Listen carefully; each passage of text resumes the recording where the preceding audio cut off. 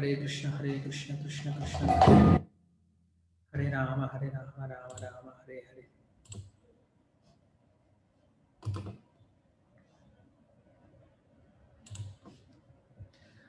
हरे कृष्ण कृष्ण कृष्ण हरे हरे। हरे राम राम राम हरे।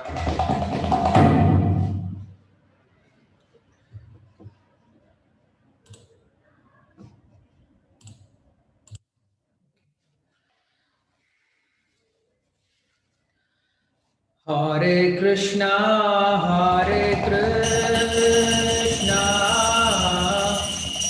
कृष्णा कृष्णा हरे हरे,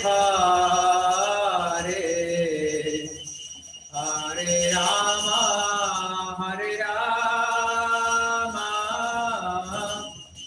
राम राम हरे हरे। हरे कृष्णा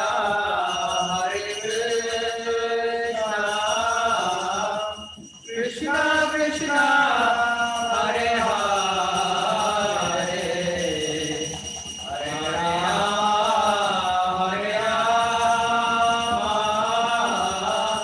राम राम हरे हरे। हरे कृष्णा कृष्णा कृष्णा हरे हरे, हरे राम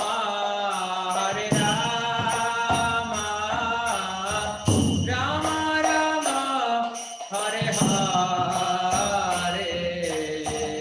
हरे कृष्णा कृष्णा कृष्णा हरे हरे, हरे राम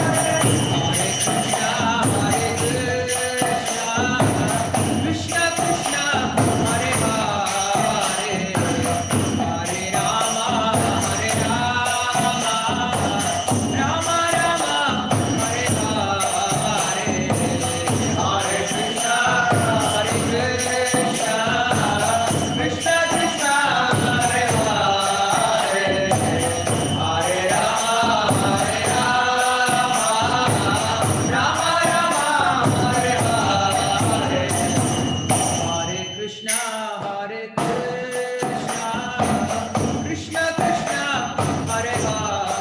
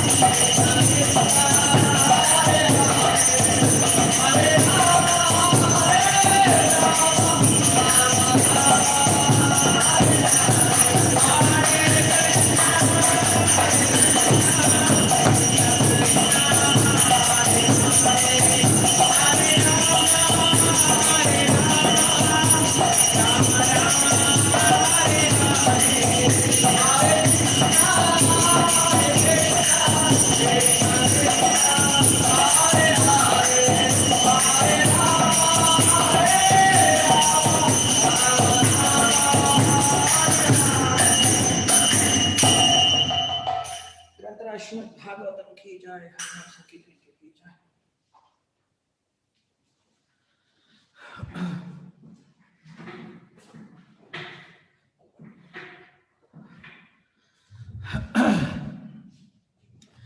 सर्वशास्त्राब्धि पीयूषा सर्ववेदैक सत्फला सर्वसिद्धान्तरत्नाढ्य सर्वलोकैक दृक्पदा सर्वभागवत प्राण श्रीमद्भागवत प्रभो कलिद्वन्द्वोदितादित्य श्रीकृष्ण परिवर्तिता परमानंद पाठाय प्रेमवर्षक्षरायते सर्वदा सर्वसेव्याय श्रीकृष्णाय नमोस्तुते मदेकबन्धो मत्सङ्गिन् मद्गुरो मन्महादना मन्निस्तारक मद्भाग्य मदानन्द नमोस्तुते असाधुस्साधु दादायिन्नति नीचोत चाकरा आनमुञ्च कदा शृण्मां प्रेम्णा हृत्कण्ठयोस्फुराः ॐ नमो भगवते वासुदेवाय ॐ नमो भगवते वासुदेवाय ॐ नमो भगवते वासुदेवाय जन्माद्यस्य यतोऽन्वयात् इतरतर्तेषु अभिज्ञस्वराट् तेने ब्रह्महृदाय आदिकवये मुह्यन्ति यत्सूरयः तेजो वारिभृतां यथा विनिमयो यत्र त्रिसर्गो मृषा धाम्नः स्वेन सदा निरस्तगुहं सत्यं परं धीमहि धर्मप्रोजितकैतवोऽत्र परमो निर्मत्सराणां सतां वेद्यं वास्तवम् अत्र वस्तुशिवदं तापत्रयोन्मूलनं श्रीमद्भागवते महामुनिकृते किं वा परैरीश्वरः सत्यो हृत्य अवरुत्य कृतभिः शुश्रूषभिस्तच्छनात् निगमकल्पतरोर्गलितं फलं सुखमुखात् अमृतत्व संयुतं पिबत भागवतं रसमालयं मुहुरहो रसिकाः भुवि भावुकाः नमो ओं विष्णुपादाय कृष्णप्रेष्ठाय भूतले श्रीमते भक्तिविकासस्वामिति नामिने नमो ओं विष्णुपादाय कृष्णप्रेष्ठाय भूतले श्रीमते भक्तिवेदान्तस्वामिति नामिने नमस्ते सारस्वती देवे गौरवाणी प्रचारिणे निर्विशेष शून्यवादी पाश्चातदेशतारिणे जय श्री कृष्ण चैतन्य प्रभु नित्यानंद श्री अद्वैत गदाधर श्रीवासादि गौर भक्त वृंद हरे कृष्ण कृष्ण कृष्ण हरे हरे हरे राम राम राम हरे हरे योऽन्तः प्रविश्य वाचमां प्रसुप्तां सञ्जीवयत्यखिलशक्तिधरस्वदाम्ना अन्यां सचरणश्रवणत्वगादीन् प्राणान् नमो भगवते पुरुषाय तुभ्यं पान्त्वस्मान् पुरुहूतवैरिबलवन्मातङ्गमाद्यत्कटा कुम्भोच्चात्रिविपाटनादिकपटुप्रत्येकवज्रायिताः श्रीमत्कण्ठेरवास्य प्रतसुनकरा धारिदारातिदूरप्रध्वस्तत्वान्तशान्तप्रविकृतमनसा भाविता भूरिभागैः हरे कृष्ण எல்லா பக்தர்களுக்கும் நமஸ்காரம். இன்னைக்கு இந்த ஸ்ரீமத் பாகவத பிரவாகத்தினுடைய 76வது நாள்ல இருக்கும். துருவ மகாராஜருடைய சரித்திரத்தை பார்த்துட்டு இருக்கோம். ஸோ என்ன பண்ண போறோம்னா, இன்னிலிருந்து பாகவத்தில் நிறைய பிரார்த்தனைகள் இருக்கு. குந்தி மகாரானுடைய பிரார்த்தனையிலிருந்து தொடக்கமாக நமக்கு பல்வேறு விதமான பிரார்த்தனைகள் பார்த்துட்டு வந்தோம். பீஷ்மருடைய ஸ்துதி, அப்புறம் சுகதேவ கோஸ்வாமியினுடைய பிரார்த்தனைகள் அப்படின்ட்டு இது வரைக்கும் நிறைய ஸ்துதிகள் பார்த்துட்டு இருக்கோம். ஸோ என்ன பண்ணலாம் அப்படின்னா, இந்த ஸ்துதிகள் எல்லாத்தையும் நம்ம கற்றுக்க முயற்சி பண்ணலாம். எப்படி கற்றுக்கலாம்? தனியாக கற்றுக்குறோம் அப்படின்னா கொஞ்சம் கஷ்டம். அதனால் இப்போ பாகவத வகுப்பு நடந்துட்டு இருக்கு. ஸோ என்ன பண்ணலான்னா, இப்போ உதாரணத்துக்கு இன்னைக்கு துருவஸ்துதி எடுத்துக்கிறோம். ஸோ துருவஸ்துதியில் மொத்தம் நம்மளுக்கு 12 மந்திரங்கள் இருக்கு, 12 ஸ்லோகங்கள் இருக்கு. அதனால் என்ன பண்ணுவோம் அப்படின்னா, 12 நாள் இந்த துருவஸ்துதியை உபன்யாசத்துக்கு முன்னாடி எல்லாரும் சேர்ந்து சாண்ட் பண்ணுவோம். எல்லாரும் சேர்ந்து இங்கே படிப்போம். ஸோ அப்படி 12 நாள் படித்தோம் அப்படின்னா, இதை ஒரு முறை நம்ம கேட்கவே ஓரளவுக்கு நமக்கு வார்த்தைகள்லாம் பரிச்சயம் ஆகி போயிடும். சம்ஸ்கிருத வார்த்தை பரிச்சயம் ஆகி போயிடுச்சு அப்படின்னா நமக்கு மனப்பாடம் பண்ணுறது அப்படிங்கிற ரொம்ப சுலபமாக மாறி போயிடும். இன்னைக்கு சம்ஸ்கிருத ஸ்லோகம்லாம் நம்மளுக்கு ஏன் மனப்பாடம் ஆக மாட்டேங்குது அப்படின்னா, நமக்கு வார்த்தைகள்லாம் பரிச்சயம் கிடையாது. தமிழில் எந்த ஒரு பாட்டு கேட்டாலும் உடனே நம்மளுக்கு ஞாபகம் ஆகிடுது. ஏன்னா அந்த வார்த்தைகள் நம்மளுக்கு பரிச்சயமாக இருக்குது, தெரிஞ்ச வார்த்தைகள், அதனால ரொம்ப ஈஸியாக மனப்பாடம் பண்ணிடுறோம். ஆனால் தமிழ் சம்ஸ்கிருதம் அப்படி இல்லாதனால ஒரு சில வார்த்தைகள் நம்மளுக்கு புதுசாக கேட்குறோம், முதல் முறையாக கேட்குறோம். அது தொடர்ந்து கேட்க கேட்க என்ன ஆகும் அப்படின்னா நமக்கு ஈஸியாக என்ன ஆகிடும், அது மனப்பணமாக ஆரம்பிச்சிடும். அதனால இன்னைக்கு துருவஸ்துதியில் இருக்கும். ஸோ அதனால துருவஸ்துதிலேருந்து ஆரம்பிக்கலாம். ஸோ துருவஸ்துதி வந்து இன்னிலிருந்து ஒரு 12 நாளைக்கு சான் பண்ணுவோம். இப்போ உதாரணத்துக்கு குந்தி மகாராணுடைய பிரார்த்தனை அப்படின்னா, குந்தி மகாராணுடைய பிரார்த்தனைகள் 20 ஸ்லோகம் இருக்குன்னா 20 நாள் குந்தி மகாராணுடைய பிரார்த்தனைகள் சேர்ந்து எல்லாருமே 20 நாள் ஆரம்பிக்கிறதுக்கு முன்னாடி சான் பண்ணுவோம். அப்போ 20 முறை நீங்கள் அந்த குந்தி மகாராணுடைய பிரார்த்தனை கேட்டீங்க அப்படின்னா கண்டிப்பாக உங்களுக்கு ஒரு 20-30% உள்ளார இறங்கியிருக்கும். அதுக்கப்புறம் நீங்கள் ஸ்லோகத்தை எடுத்து படிக்க ஆரம்பிச்சிங்கன்னா ரொம்ப ஈஸியாக மனப்பாடமை பெறும். அதே போல் வார்த்தைகளோட உச்சரிப்பும் உங்களுக்கு ஸ்பஷ்டமாக இருக்கும். ஸோ இது ஒரு சின்ன பிரயத்தனை தான். எப்படி பாகவதம் கேட்குறோம். ஸோ கேட்குறதோட மட்டும் இல்லாமல் பகவானுடைய இந்த விஷயங்கள்லாம் நம்ம கற்றுக்கிட்டோம் அப்படின்னா, அதாவது பக்தருடைய பிரார்த்தனைகளை கற்றுக்கிட்டோம் அப்படின்னா, நம்ம கோயில் முன்னாடி போயிட்டு பகவான் முன்னாடி போய் நின்னோம் அப்படின்னா என்ன பண்ணலாம், பகவான் கிட்ட இந்த பிரார்த்தனைகள்லாம் முன் வச்சு பிரார்த்தனை பண்ணலாம். ஏதோ கோயில் முன்னாடி போயிட்டு கையெடுத்து கும்புறதுக்கு பதிலாக இந்த பிரார்த்தனைகள் நம்ம என்ன பண்ணலாம், பகவான் முன்னாடி போய் பாடலாம். ஸோ இப்போ நான் வந்து இந்த துருவஸ்துதியை இங்கே ஷேர் பண்ணுறேன். இது முடிச்ச பின்னாடி நம்ம உபன்யாசத்துக்கு போகலாம். துருவஸ்துதி. துருவவாச்ச யோந்தः பிரவிஷ்யமவாசிமாம் பிரசுப்தாம் சஞ்சீவயத்ய கில சக்திதரஸ்வதாம்னா அன்யாம் சஹஸ்ரச்சரணஸ்ரவணத்வகாதீன் பிராணான் நமோ பகவதே புருஷாய துப்யம் ஏகஸ்த்வமேவ பகவன்னிதமாத்மசக்தியா மாயாத்யயோர்குணயா மஹதாத்யசேஷம் சிருஷ்டான் விஸ்வபுருஷஸ்தத சத்குணேஷு நானேவ தாரசு விபாவசு யத்விபாசி त्वद्वत्तयावनुयेतमतष्ट विश्वं सुप्त प्रबुद्ध इव नाद भवत् प्रपन्नः तस्यापवर्गशरणं तव पादमूलं विस्मर्यते कृतविदा कथमार्तबन्धो नूनं विमुष्टमतयस्तव माययाते ये त्वां भवाप्यय विमोक्षणमन्यहेतोः अर्चन्ति कल्पकतरुं गुणपोपभोग्यम् इच्छन्ति यत्स्पर्शजं नृणयेऽपि नृणां यानिर्वृतिस्तनुभृतां तव पादपद्मध्यानात् भवज्जनकथाश्रवणेन वा स्यात् सा ब्रह्मणि स्वमहिमन्यपि नातमभूत् किं त्वन्तकासि लुलितात् पततां विमानात् भक्तिं मुहुः प्रवहतां त्वयि मे प्रसङ्गो भूयातनन्तमहताम् अमलाशयानां येनाञ्जसोल्भणमुरुव्यसनं भवाप्तिं नेस्ये भवद्गुणकथामृतपानमत्तः तेन स्मरन्तदितरं प्रियमीशमर्त्यं ये चान्वतः-सुतसुहृद्गृहवित्तदाराः ये त्वब्जनाम भवदीयपदारविन्दः सौगन्धलुप्तहृदयेषु कृतप्रसङ्गाः त्रियन्नगद्विजशरीश्रुपदेव दैत्य मर्त्यादिविपरिचितं शतसद्विशेषं रूपंष्टविश्वमजवेदमहदाद्यनेकं नादः परं परमवेद्मि न यत्र वादः कल्पान्तयेतदखिलं जठरेण गृह्णन् सेते पुमान् स्वदृगसङ्गतकस्तदङ्गे ये त्वब्जनाव भवदीय ये त्वब्जनाभ सिन्धु लुहकाञ्चन लोकपद्मगर्भे दुमान् भगवते प्रणतोऽस्मि तस्मै त्वं नित्यमुग्धपरिशुद्ध विबुद्ध आत्मा कूटस्थ आदिपुरुषो भगवान् स्वदीशः यद्बुद्ध्यवस्थितमखण्डितया स्वदृष्ट्या दृष्टा स्थितो व्यतिमिको व्यतिरिक्त आस्ये यस्मिन् विरुद्धगतयो ह्यनिशं पतन्ति विद्यादयो विविधशक्तय आनुपूर्व्यात् तद्ब्रह्म विश्वभवमेकमनन्तमाद्यम् आनन्दमात्रमविकारमहं प्रपद्ये सत्याशिषो हि भगवंस्तव पादपद्मम् आशिस्ततानुभजतः पुरुषार्थमूर्तेः अप्येवमर्य भगवान् परिपाति दीनान् वाश्रेववस्तकमनुग्रहकातरोऽस्मान्.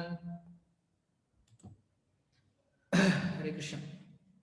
ஸோ இப்படி தினமும் நம்ம ஒரு முறை இந்த துருவஸ்துதி முழுமையாக கேட்டோம் அப்படின்னா அதுக்கப்புறம் நமக்கு ஓரளவுக்கு இது ஈஸியாக புரிய வரும், ஞாபகம் வச்சுக்கிறது ரொம்ப எளிமையாக இருக்கும். ஸோ நம்ம உபன்யாசத்துக்கு ஆரம்பிக்கலாம்.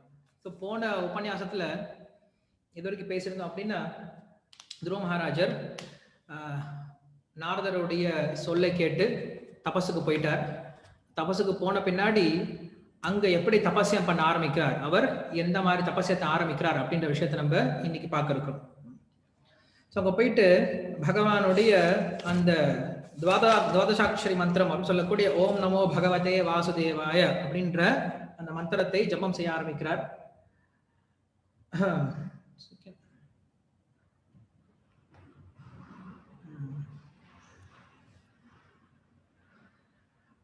மந்த்ரானேன தேவஸ்ய குர்யாத் திரவியமயம் பூதः சபர்யாம் விவிதைர் திரவியைர் தேசகால விபாகவத்.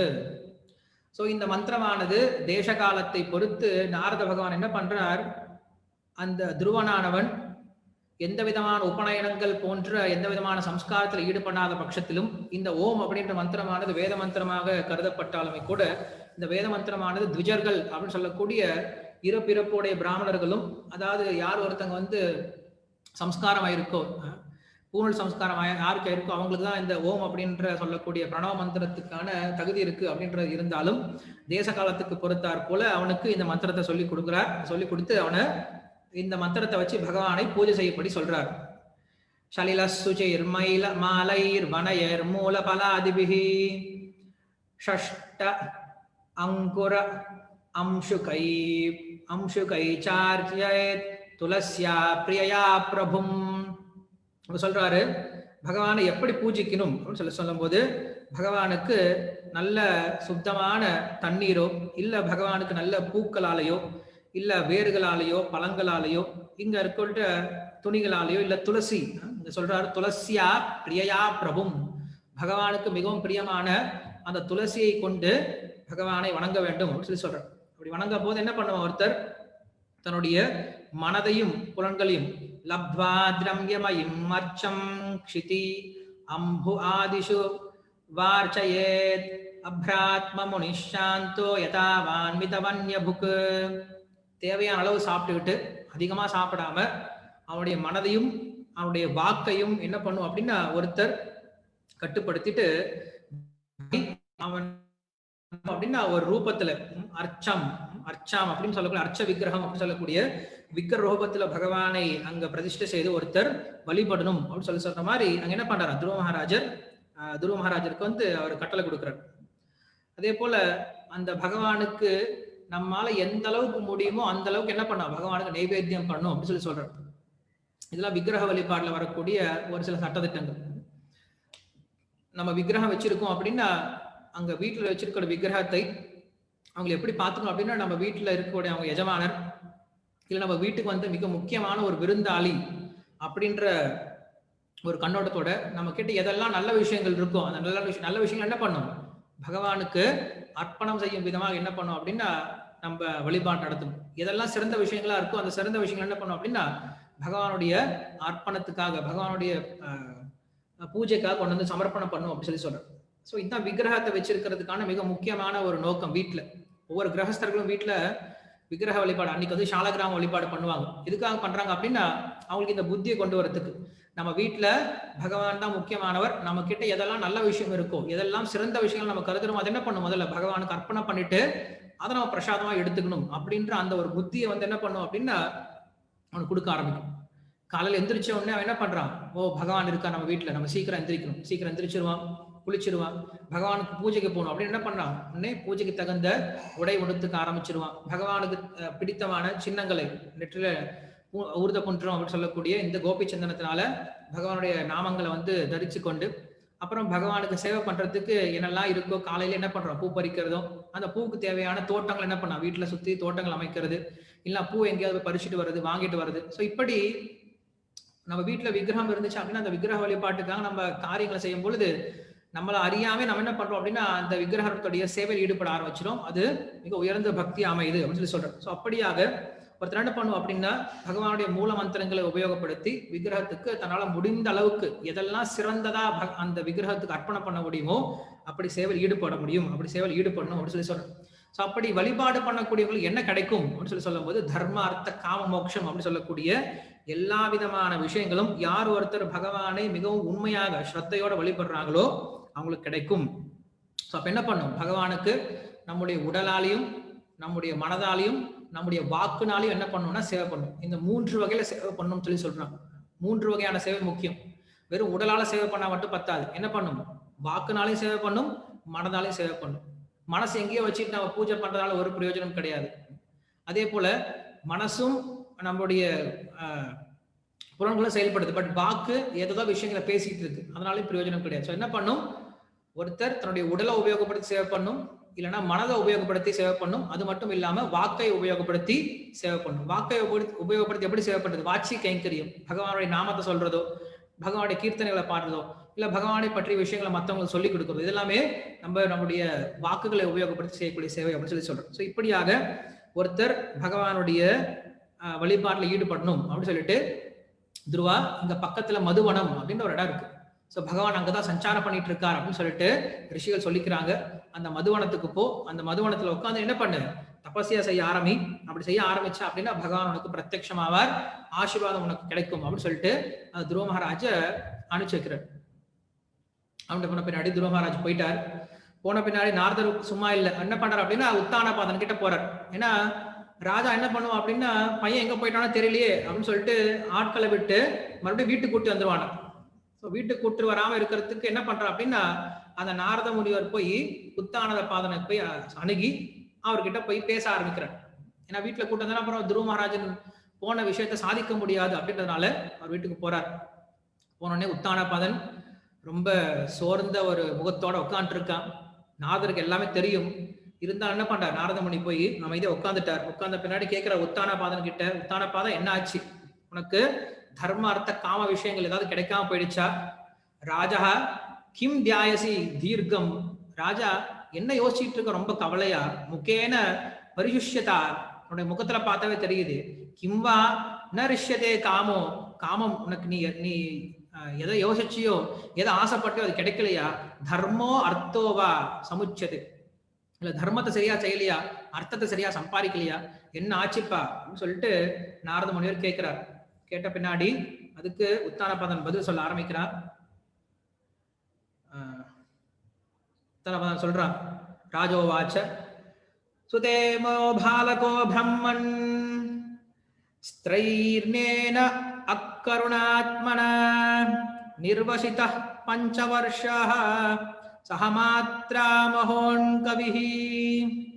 சுவாமின்னு என்னன்னு சொல்றது, சுதேமே பாலகோ பிரம்மன், ஏ பிரம்மன் என்னுடைய பையன், சுதஹா இப்பதான் சொல்றான் என் பையன் அப்படின்ட்டு. அவங்க சித்தி இருக்குமோ சொல்ல, இளையா இருக்குமோ சொல்ல, இப்ப சொல்றான் என்னுடைய சின்ன பையன் பாலகா என்ன பண்றான், ஸ்தைர்னேன அக்ருண ஆத்மனக, அப்படிப்பட்ட சின்ன பையன் என்ன நோக்கி வந்தான், அவன் மேல கொஞ்சம் கூட கருணை இல்லாம போயிடுச்சு எனக்கு.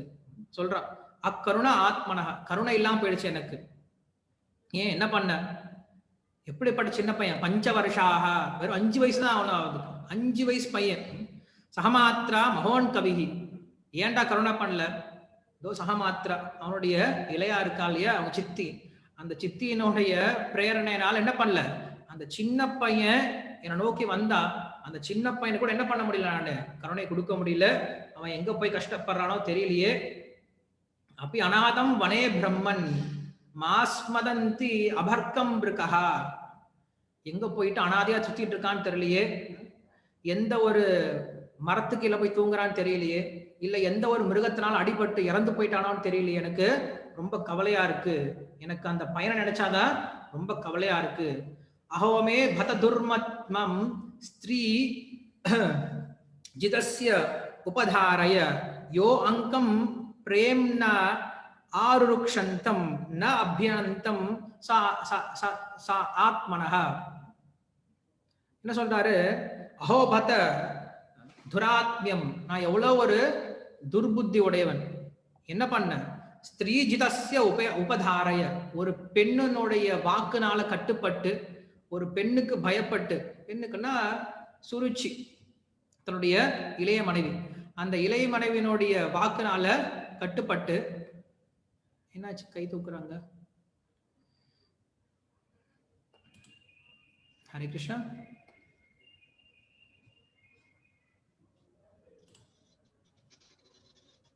Okay, shloka number. Okay Hare Krishna, எந்த ஸ்லோகம் நம்பர் சொல்லுங்க. ஓகே, புக் எடுத்து பார்த்துக்கிட்டே இருக்கோம், ஃபாலோ பண்ணுறதுக்கு ஈஸியாக இருக்கும். ஹரே கிருஷ்ணா. இது வந்து 4:8:67 இருக்கும். அப்ப 4வது காண்டம் 8வது அத்தியாயம் 67வது ஸ்லோகத்தில் இருக்கும். சொல்றான், யோங்கம் பிரேம்னா ஆருக்ஷந்தம். அவன் என்ன பண்றான், அந்த சின்ன பையன் பிரேமையோட அன்போட மேல ஏறத்துக்காக வந்தான். நான் அபியனந்தம் அசத்தமக, அப்படி என் காலில் என் தொடையில ஏறி உட்கார்றதுக்காக வந்தான். என்னுடைய பையன் என்ன பண்ணல, என் தொடையில ஏத்தி உட்கார வச்சுக்கல. அப்படிப்பட்ட சக்தி எல்லாம் போயிட்டுன்னு இப்படி ஒரு பெண்ணால நான் வந்து கட்டுப்படுத்தப்பட்டு என் பையனை துரத்தி விட்டுட்டேன். என் பையன் என்ன ஆனோன்னு தெரியலையே அப்படின்னு சொல்லிட்டு கவலைப்பட்டு இருக்கான. கவலைப்படும் போது நாரதர் சொல்றாரு, மாமா சுச்ச ஸ்வதனயம் தேவகுப்தம் விஷாம் பதேஹே. மாமா பயப்படாத, மாமா சுச்சஹ ஸ்வதனயம், உன்னுடைய பையன் நினைச்சு பயப்படாத. தத் பிரபாவம் விஜிக்ஞாய பிராவிருங்கந்தே யத் யசோ ஜகத்து. அந்த பையனுடைய புகழானது உலகம் என்னாகும், பரப்பப்படும். நீ உன்னோட பையனை நினைச்சு பயப்படாது. ஏன் பயப்படுற, உன் பையனை அந்த பகவான் கண்டிப்பா பாத்துக்க போறார். அந்த பகவான் வந்து கர்ப்பத்தில் இருக்கும் போதே பாதுகாத்தார். ஒவ்வொரு பையனும் என்ன பண்ண, ஒரு குழந்தையும் கர்ப்பத்தில் இருக்கும் போது பகவான் தான் பாதுகாக்கிறார். யாரு பாதுகாக்க முடியும், அம்மாவால பாதுகாக்க முடியுமா, அப்பாவால பாதுகாக்க முடியுமா, யாராலதான் முடியும். வயிற்றுக்குள்ள வச்சு அப்படி பாத்துக்கிறார், வெளில கொண்டு வந்து கொடுத்தார். அப்படி பாதுகாத்த அந்த பகவானுக்கு உன் பையனை பாதுகாக்க தெரியாதா? கண்டிப்பா உன் பையனை பாதுகாப்பார். அதனால நீ உன் பையனை தேடி அலையாத. அவன் வரும்போது நல்ல புகழோட உத்தான பாதனுடைய பையன் அப்படின்ற அந்த பேரானது இந்த பிரபஞ்சம் இருக்கிற வரைக்கும் அந்த பெயரானது நிலைத்திருக்கும். அப்படிப்பட்ட ஒரு மகத்தான காரியத்தை செஞ்சுட்டு வருவா அப்படின்னு சொல்லிட்டு நாரத பகவான் இங்க என்ன பண்றாரு அப்படின்னா, அந்த உத்தான பாதனை வந்து சமாதானப்படுத்துறார். சமாதானப்படுத்த பின்னாடி அதுக்கப்புறம் இங்க நம்மளுக்கு அந்த துருவ மகாராஜன் எப்படி தபஸ்யம் பண்றார் அப்படின்னு சொல்லிட்டு நம்ம சொல்ல ஆரம்பிக்கிறோம். த்ரீராத்ராந்தே த்ரீராத்ராந்தே கபித பத்ராசனஹ ஆத்மவிருத்தி அனுசாரேன மனசான் நின்னே அர்ச்சயன் ஹரிஹிம். முதல் மாசம் என்ன பண்றான் அப்படின்னா, 3 நாளைக்கு ஒரு முறை எந்திரிச்சு என்ன பண்றான் அப்படின்னா, வெறுமனே அங்க இருக்கக்கூடிய பலாக்காயும் அங்க இருக்கக்கூடிய நெல்லிக்காயும் சாப்பிட்டுட்டு, அது 3 நாளைக்கு ஒரு முறை இரவு நேரத்துல மட்டும் சாப்பிட்டு பகவான் ஹரியை வந்து அர்ச்சிக்க ஆரம்பிக்கிறான். 3 நாளைக்கு ஒரு முறை முதல் மாசமானது. அப்படி முதல் மாசத்துல 3 நாளைக்கு ஒரு முறை என்ன பண்றான், வெறும் நெல்லிக்காய் அங்க இருக்கக்கூடிய பலாக்காயை சாப்பிட்டு அங்க இருக்கக்கூடிய நெல்லிக்காயை சாப்பிட்டு என்ன பண்றான், தன்னுடைய தபசி மேற்கொண்டு இருக்கு. அப்புறம் த்விதீயாம் ச ததா மாசம் ஷஷ்டே அர்பக தினஹ த்ரீ பிராணாதிபி ஸ்ரீனஹ கிருதாந்தோ அப்யசரன் விபும். அதுக்கப்புறம் என்ன பண்றான், 2வது மாசம் என்ன பண்றான் அப்படின்னா, 6 நாளைக்கு ஒரு தடவை எந்திரிச்சு என்ன பண்றான் அப்படின்னா, வெறுமனே கீழே கிடக்கூடிய சரகு புல் எடுத்து சாப்பிட்டு தபசியம் செஞ்சுட்டு இருக்கானா. இப்படி 6 நாளைக்கு ஒரு தடவை சாப்பிட்றான். வெறும் சரகையும் புல்லையும் சாப்பிட்டு இருக்கான் 2வது மாதம். ஸோ துருவ மகாராஜன் பண்ண ஒரு தபஸ்யம் போல யாரும் பண்ணல அப்படின்னு சொல்லி சொல்றதுக்கு இது நம்மளுக்கு ஒரு எடுத்துக்காட்டா இருக்கு. அவனுடைய தபஸ்யம் எப்படி இருந்தது அப்படின்னு சொல்லிட்டு நம்ம இங்க படிக்க முடியுது. திருத்தீயாம் சன்யன் மாசம் நவமே ஹனி அப் பக்ஷ உத்தம ஸ்லோகம் உபாதவத்து சமாதினா. 3வது மாசம் என்ன பண்ணிட்டான் அப்படின்னா, பழம் சாப்பிட நிறுத்திட்டான். அதுக்கப்புறம் இறகு அந்த சரகு அங்க கிடந்த புல்லு எல்லாம் சாப்பிட நிறுத்திட்டானா. வெறுமனே 9 நாளைக்கு ஒரு முறை எந்திரிச்சு தண்ணி மட்டும் குடிக்கிறானா. அங்க யமுனையில ஓடக்கூடிய அந்த தண்ணியை மட்டும் குடிச்சிட்டு தபஸ்யம் இருக்கிறானா. தபஸ்யம் எப்படி இருக்கான் அப்படின்னு சொல்லி சொல்லும் போது உபதாவத்து அப்படின்னு சொல்லி சொல்ற. உபதாவத்து அப்படின்னா உள்ள இருக்கக்கூடிய சொரூபம் தெரிஞ்சு போயிடுச்சான். அவனுடைய சொரூபம் தெரிஞ்சு போயிடுச்சு, ஆத்மஸ்வரூபம் தெரிஞ்சு போயிடுச்சு, உள்ள இருக்கக்கூடிய பகவானுடைய சொரூபம் தெரிஞ்சு போயிடுச்சு. சோ எப்ப பகவானுடைய சொரூபம் தெரிஞ்சு போயிடுச்சோ சமாதினா, சமாதி அடைந்தான் அப்படின்னு சொல்லி சொல்றான். சமாதி அடைஞ்சிட்டான் அப்படின்னா அவனுக்கு 1 மாசம் அப்படிங்கிறது ஒரு க்ஷணம் போல போயிடுச்சான், ரொம்ப வேகமா போயிடுச்சான். அப்படி பகவானுடைய சொரூபத்தை உள்ள பார்த்துக்கிட்டு தன்னுடைய ஆத்மஸ்வரூபத்தையும் பகவானுடைய சொரூபத்தையும் தரிசனம் பண்ணும் பொழுது அவனுக்கு 1 மாசம் பெருசா தெரியலையா, ரொம்ப சீக்கிரமா என்ன ஆயிடுச்சான், அந்த 1 மாசம் ஆனது போயிடுச்சு அப்படின்னு சொல்லி சொல்றாரு. இது 3வது மாசம் நடந்தது. அதுக்கப்புறம் 4வது மாசம் சதுர்த்தம் அப்பி வை மாசம் துவாதசே ஹனி வாயோ பக்ஷோ ஜிதோ சுவாசோ தியாயன் தேவம் அதாரயத். அதுக்கப்புறம் என்ன பண்றா, 4வது மாசம் வெறும் 12 நாளைக்கு ஒரு தடவை மூச்சு மட்டும் வாங்குறானா. தண்ணி குடிக்கிறது நிறுத்திட்டான், புல்லு இறகு இலைய சாப்பிட நிறுத்திட்டான், பழங்கள் சாப்பிட நிறுத்திட்டான். எல்லாம் நிறுத்தின பின்னாடி என்ன பண்றான், 4வது மாசம் அந்த மாதம் முழுவதுமே என்ன பண்றான், 12 நாளைக்கு ஒரு முறை மூச்சு மட்டும் விட்டுட்டு இருக்கான். இப்படிதான் வந்து பிராணாயாமத்துல வந்து யோகிகள் என்ன பண்ணுவாங்க அப்படின்னா, தங்களுடைய பிராணனை கட்டுப்படுத்த முயற்சி பண்ணுவாங்க. அதான் பிராணாயாமம் சொல்லி சொல்லுவோம். ஸோ பிராணனை கட்டுப்படுத்துறதுனால என்ன ஆகும்னா நம்மளுடைய ஆயுட்காலமாவது அதிகமாகும் சொல்லி சொல்றாங்க. ஸோ அந்த பிராணனை எப்படி கட்டுப்படுத்துறது அப்படின்னு சொல்லி சொல்லும் போது, யார் ஒருத்தன் இயற்கையாக வாழ ஆரம்பிக்கிறானோ, ரொம்ப அமைதியான வாழ்க்கையை வாழ ஆரம்பிக்கிறானோ, அவன் என்ன பண்ண முடியும் அப்படின்னா, அவனுடைய மூச்சு காட்டானது ரொம்ப நேச்சுரலாகவே ரொம்ப பீஸ்ஃபுல்லா இருக்கும்போது என்ன பண்றான், அவனுடைய மூச்சானது ரொம்ப சீரா போயிட்டு இருக்கும். எப்ப ரொம்ப படபடப்பான வாழ்க்கை வாழ ஆரம்பிக்கிறோம் என்ன ஆகும், நம்மளுடைய மூச்சானது ரொம்ப வேக வேகமா இழுத்து விட ஆரம்பிப்போம். அதனாலே நம்மளுடைய ஆயுள் குறையுது அப்படின்னு சொல்லி சொல்றாங்க. ஸோ அப்படி துருவ மகாராஜன் என்ன பண்றான் அப்படின்னா, 4வது மாதம் 12 நாளைக்கு ஒரு முறை வெறும் மூச்சை மட்டும் வாங்கிட்டு தபஸ்யம் இருக்க ஆரம்பிக்கிறானா. இப்படியாக தன்னுடைய தபசத்தை தொடர்ந்து செய்ய ஆரம்பிக்கிறான். பஞ்சமே மாசே உபப்ராப்தே திதஸ்வாசோ நிருபாத்மஜः தியாயான் பிரம்ம பதேக்கைன ததஸ்தோஸ்தானுரிவாச்சலஹ. 5வது மாசம் அந்த காற்றை சுவாசிக்கிறது கூட நிறுத்திட்டானா. ஸ்தம்பே அப்படின்னு சொல்லி சொல்றாரு. ஸ்தம்பே அப்படின்னா ஒரு தூணை போல என்ன பண்றான் அப்படின்னு நின்றுட்டானா. தூணு மாதிரி நின்றுட்டான். அவனுக்குள்ளார எந்த விதமான அசைவும் இல்லாம அப்படி தபஸ்யம் பண்ண ஆரம்பிக்கிறான். நிருபாத்மஜஹா சொல்லி சொல்ற, ஒரு ராஜாவனுடைய வயிற்றுல பிறந்தாலுமே கூட அப்படிப்பட்ட தபஸ்யங்களை மேற்கொள்ள ஆரம்பிச்சான் துருவ மகாராஜன் அப்படின்னு சொல்லி சொல்றார்.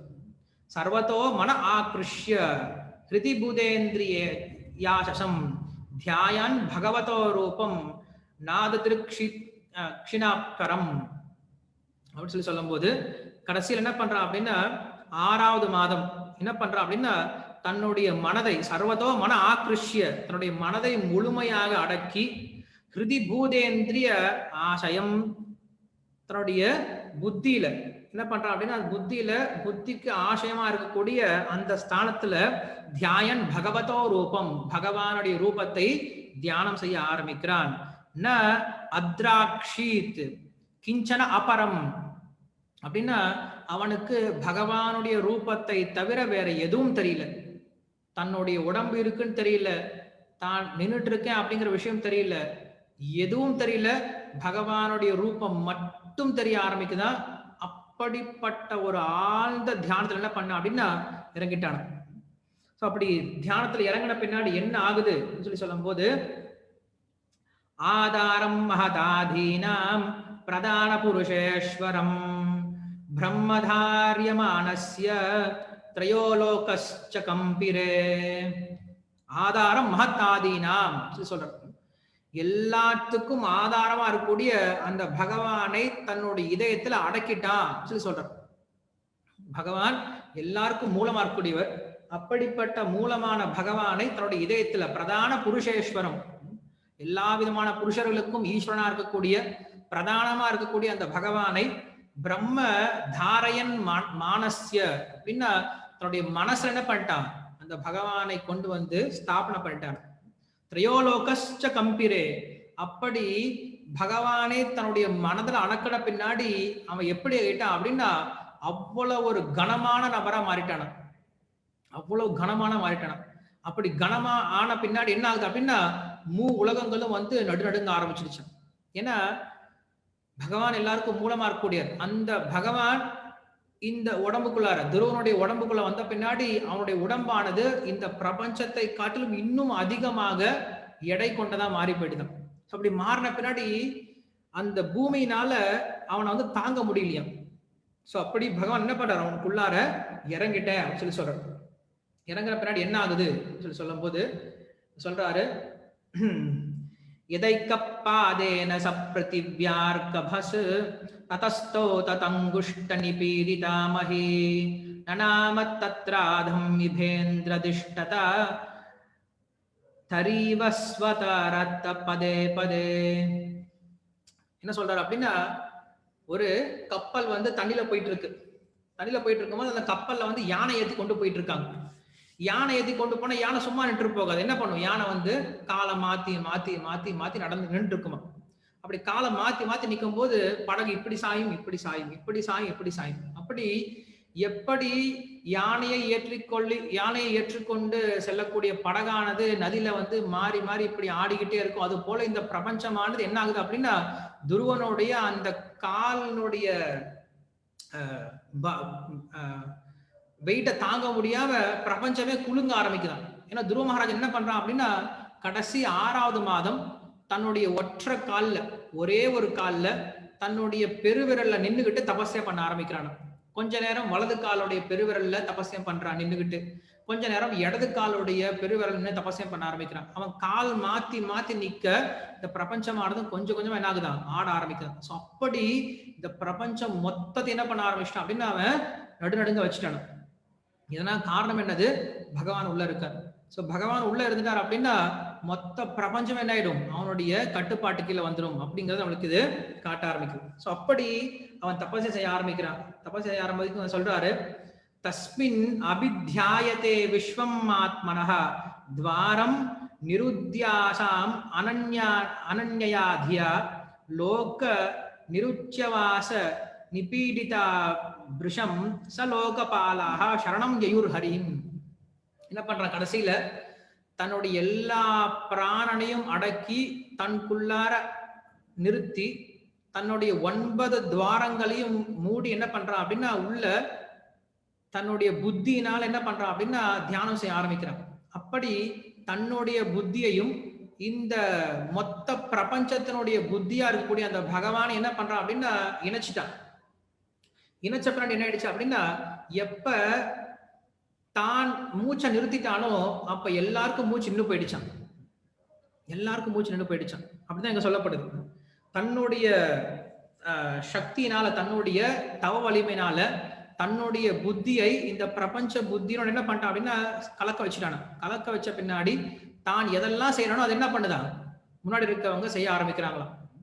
சோ அப்படி என்ன பண்றான் யோகியான அந்த துருவ மகாராஜன் இப்படி மொத்த பிரபஞ்சத்தையும் பிராணம் இல்லாம ஸ்தம்பிச்சுட்டான. ஸ்தம்பிச்ச பின்னாடி அங்க இருக்க சொல்றாங்க லோகபாலாக சரணம் யயுர்ஹரிம் அப்படின்னு சொல்றாங்க. அப்ப இந்த உலகத்தை காக்கக்கூடிய அந்த தேவர்கள் என்ன பண்றாங்க, போய் ஹரி கிட்ட சரணாகதி பண்றாங்களா, அங்க போய் பகவான் கிட்ட போய் பிரார்த்தனை பண்ணி கேட்க ஆரம்பிக்கிறாங்களா, பகவான் கிட்ட போய் சொல்றாங்களா, பகவானே என்ன இருக்குன்னு தெரியல, இங்க இப்படி ஒரு விபத்து ஏற்பட்டிருக்கு, மூச்சு எங்களால விட முடியல, இந்த பிரபஞ்சமானது குலுங்கிட்டு இருக்கு, என்ன ஆகுதுன்னு தெரியலையே சொல்லி கேட்கிறாங்களா. பகவான் கேட்கிறார், ஏன் என்னாச்சு தெரியலையே சுவாமி, ஏன் உங்களுக்கு தெரியாத தேவர்கள் இல்ல, நீங்க உங்களுக்கு தெரியாத விஷயமா என்ன, நீங்க என்ன பண்ணலாம், சீக்கிரமா போய் செஞ்சிருக்கலாம், நீங்க போய் முடிச்சிருக்கலாம்ல சொல்லி கேட்கும் போது எங்களால முடியலையே சுவாமி. ஏன் எந்த அசுரன் வந்தா, அசுரன் எல்லாம் வரல சுவாமி, யார் வந்தா, அப்ப ஒரு சின்ன பையனா அப்படி தபஸ்யா பண்றான். ஆமா சுவாமி. சரி, சின்ன பையனா இருந்தா நீங்க எந்த விதமான தபஸ்யை செஞ்சாலும் அவனை போய் கெடுத்துட முடியுமே, நீங்க போய் கெடுத்துட வேண்டியதானே, அவன் தபஸ்யத்தை கெடுத்துட வேண்டியதானே அப்படி சொல்ல கெடுக்க முடியல சுவாமி, நாங்க என்ன பண்ணாலும் அவனுடைய தபஸ்யத்தை நாங்க கொஞ்சம் கூட என்ன பண்ண முடியல, கெடுக்க முடியல. வேற புராணங்களை சொல்லப்பட்டிருக்கு, துருவ மகாராஜனுடைய தபஸ்யத்தை கெடுக்கிறதுக்கு எவ்வளவு தேவர்கள் முயற்சி செஞ்சாலும் அவனுடைய தபஸ்யத்தை வந்து நிறுத்துறதுக்கு எவ்வளவு தேவர்கள் முயற்சி செஞ்சும் யாராலையும் ஒன்னும் வெற்றி பெற முடியலையா. கடைசியில் என்ன பண்றாங்க, வந்து பகவான் கிட்ட வந்து கேட்க வராங்க. கேட்ட பின்னாடி சுவாமி எங்களால் அவனுடைய தபஸ்யத்தை ஒன்னும் கலைக்க கூட முடியல, நீங்க தான் என்ன பண்ணும், இந்த தபஸ்யத்தை அவன்கிட்ட இருந்து நிறுத்தி இந்த உலகத்தை காத்து கொடுக்கணும் அப்படின்னு சொல்லி சொல்றாங்க. அப்ப பகவான் கேட்கிறார், ஏன் உங்களால அந்த தபஸ்யத்தை கடுக்க முடியல, தெரியல சுவாமி எங்களுக்கு, ஏன் கடுக்க முடியல அப்படின்னா, ஏன்னா அந்த தபஸ்யத்தை உண்மையில நான் செஞ்சிட்டு இருக்கேன், அந்த பையன் பண்ணல. துருவ மகாராஜன் என்ன பண்றான் அப்படின்னா, நான் தபஸ்யம் செய்யணும், நான் பகவானை பார்க்கணும் அப்படின்னு சொல்லி ஆசைப்பட்டான். ஆனா அதுக்கான தகுதியும் அதுக்கான சக்தியும் அவங்க கிட்ட கிடையாது. அப்ப என்ன பண்ற, பகவான நான் அவனுடைய ஆசையை புரிஞ்சுக்கிட்டு அவனுக்குள்ள இருந்துட்டு நான் தபஸ்யம் பண்ணிட்டு இருக்கேன் அப்படின்னு சொல்லி பகவான் சொல்றேன். என்னுடைய தபஸ்யத்தை யாரா கெடுக்க முடியும், எப்ப பகவான் தபஸ்யம் பண்ண ஆரம்பிக்கிறாரோ அப்ப பகவானுடைய தபஸ்யத்தை யார் கெடுக்க முடியும், யார் கெடுக்க முடியாது. ஒரு பையன் என்ன பண்றான், ஒரு சின்ன குழந்தை எழுதணும் அப்படின்னு சொல்லி நினைக்குது, அந்த குழந்தைக்கு எப்படி எழுதணும்னு தெரியல. அப்ப அம்மா என்ன பண்றாங்க அப்படின்னா, அந்த குழந்தையோட கையை பிடிச்சி அப்படின்னு சொல்லிட்டு அந்த குழந்தைக்கு எழுத்தெல்லாம் எழுத வச்சுட்டு அப்புறம் அந்த புஸ்தகத்தை வாங்கி அதுக்கு ரைட் போட்டு அதுக்கு ஒரு மார்க் போட்டு, அடே பாரு உனக்கு மார்க் வந்துருச்சு, 100க்கு 100 வாங்கிட்ட அப்படின்னு சொல்லிட்டு அந்த குழந்தை கிட்ட கொடுத்து ரொம்ப சந்தோஷப்படுவாளாம். ஸோ அப்படி தானாக தன்னால முடியாத ஒரு விஷயத்தை தானாக வந்து இந்த தபசியத்தை செய்ய முடியாத இந்த ஒரு சின்ன வயசுல துருவ மகாராஜனுக்கு அந்த ஆசை மட்டும் இருந்துச்சு. நான் தபசியம் செய்யணும், நான் பகவானை பார்க்கணும் அப்படின்ற அந்த ஆசை இருந்துச்சு.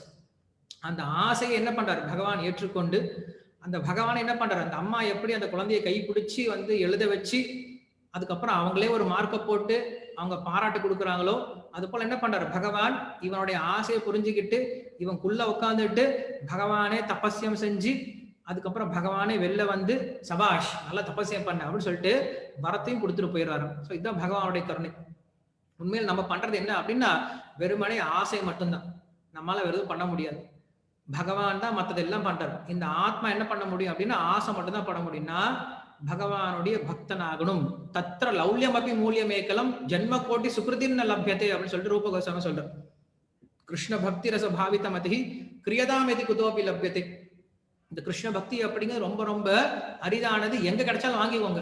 இந்த கிருஷ்ண பக்தி வாங்குறதுக்கு என்னடா விலை கொடுக்கணும் அப்படின்னா தத்திர லௌல்யம் அப்படி மூலியம் ஏக்கலம் அப்படின்னு சொல்லி சொல்றாங்க. அங்க இருக்கக்கூடிய ஒரே ஒரு விலை என்ன அப்படின்னா பேராசை.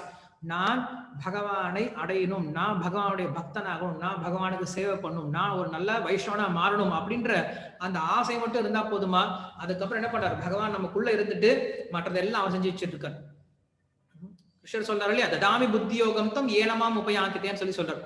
ஒரு பக்தனுக்கு புத்தி யோகத்தை கொடுத்து புத்தியை கொடுத்து அவன் என்னிடம் வந்து அடையும் வரை நான் அவனுக்கு உதவி பண்றேன் அப்படின்னு சொல்லி சொல்றான். சோ அப்படி துருவ மகாராஜனுக்கு என்ன பண்றாரு பகவானே உள்ள இருந்து தபஸ்யம் செஞ்சு அதுக்கப்புறம் சொல்றார் நான் வந்து வெளில வந்து கண்டிப்பா அந்த துருவ மகாராஜா பாத்துக்கிறேன் அப்படின்னு சொல்லிட்டு சொல்லி அனுப்பிடார். தேவர்களுக்கெல்லாம் சொல்லி அனுப்பிச்சிட்டார். லக்ஷ்மி கேட்கிறாங்க, சுவாமி என்ன விஷயம்? துருவ மகாராஜனை பார்க்க போறேன். யாரு துருவன்? 5 வயசு பையன். எத்தனை நாளா தபஸ்யம் பண்ணிட்டு இருக்கான்? 6 மாசம். அடடே 6 மாசம் தபஸ்யம் பண்றானே, ஒரு சின்ன பையன் 5 வயசு, ஒரு சின்ன வாண்டு 6 மாசம் தபஸ்யம் பண்ணுது. அவனை தபஸ்யம் பண்ண விட்டுட்டு நம்ம வைகுண்ட லோகத்துல என்னமா உட்கார்ந்து இருக்கோம் இங்க, நீங்க உடனே போக வேண்டாமா அப்படின்னு சொல்லி கேட்கிறாங்களா? அப்ப பகவான் சொல்றாரு, அப்படி இல்ல, ஒரு சில யோகிகள்லாம் வந்து பல கோடி வருஷம் தபஸ்யம் பண்றாங்க. அப்படி பல்லாயிரம் வருஷம் தபஸ்யா பண்ணக்கூடிய யோகிகளுக்கு எல்லாம் உடனே வராத பகவான் ராஜா பையன்னா உடனே வந்துட்டார் அப்படின்னு சொல்லிட்டு சுவாமி கூட என்ன பண்றாரு, ராஜா பையனா உடனே அருள் கொடுக்க வந்துட்டார் அப்படின்னு சொல்லிட்டு மக்கள் பேசக்கூடாது இல்லையா, அதனால ஒரு 6 மாசம் விட்டேன் அப்படின்னு சொல்லி சொன்னாராம். சொல்லிட்டு வேடிக்கை சொல்லிட்டு கீழே இறங்கி வராராம். தமேவ உத்சன்ன பய உருக்ரமே கிருதா கிருத்வா மயா பிரயுஸ்த்ரி விஷ்டபாம் சஹஸ்ரசீர்ஷாபி ததோ கருட்மத மதோர்வணம் பிருத்ய திதிருக்ஷயா கதாஹ. என்ன பண்றாரு, ச ஏவம் உத்சன்ன பய உருக்ரமே, இப்படி பயந்து கொண்டிருந்த அந்த தேவர்களையும் இந்த பிரபஞ்சத்தையும் அவங்களுடைய பயத்தை போக்குவதற்காக கிருத்வாத்மன பிரயுஹு த்ரி விஷ்டபம் சஹஸ்ரசீர்ஷாபி ததோ கருத்மதஹ, அப்படி 1000 தலைகளை கொண்ட அந்த பகவான் அந்த விஷ்ணு என்ன பண்றாரு அப்படின்னா கருடன் மேல ஏறி கீழே இறங்கி வராராம். மதோர்வனம் பிருத்ய திதிருக்ஷயாகதஹ அப்படின்னு சொல்லி சொல்றாரு. பிருத்ய திதிருக்ஷயாகதஹ அப்படின்னு சொல்லி சொல்றாரு. அப்படின்னா பக்தனை பார்க்கும் ஆசையினால எந்திரிச்சு வராராம். இதுக்கு முன்னாடி தேவன் கிட்ட சொல்றாரு, நான் உள்ளத தபஸ்யம் பண்றேன் அப்படின்னு சொல்லி சொல்றாரு. பகவான் ஏன் தபஸ்யம் பண்ணும் அப்படின்னா பக்தனை பார்க்கறதுக்கு பகவானுக்கு ஆசையா. அந்த பக்தனை பார்ப்பதற்காக பகவான் தபஸ்யம் பண்றாரு. ஒரு பக்தன் பகவானை பார்ப்பதற்காக தபஸ்யம் பண்றதை காட்டிலும் அந்த பக்தனை பார்ப்பதற்காக பகவான் தபஸ்யம் இருந்து என்ன பண்றாராம், கீழே இறங்கி வரான். அதாங்க சொல்றாரு, பிருத்தயா திதிருக்ஷயா கதஹ. பிருத்யா என்ன பக்தன், திதிருக்ஷயா பார்க்க ஆசை கொண்டு. இப்படிதான் ஒருத்தன் இருக்கணும் பக்தன். பக்தி சித்தாந்த சரஸ்வதி தாக்கூர் சொல்லுவாரு, பகவானை பார்க்கறது ரொம்ப முக்கியம் கிடையாது, பகவானை பார்க்கறது ஒரு பெரிய விஷயம் கிடையாது.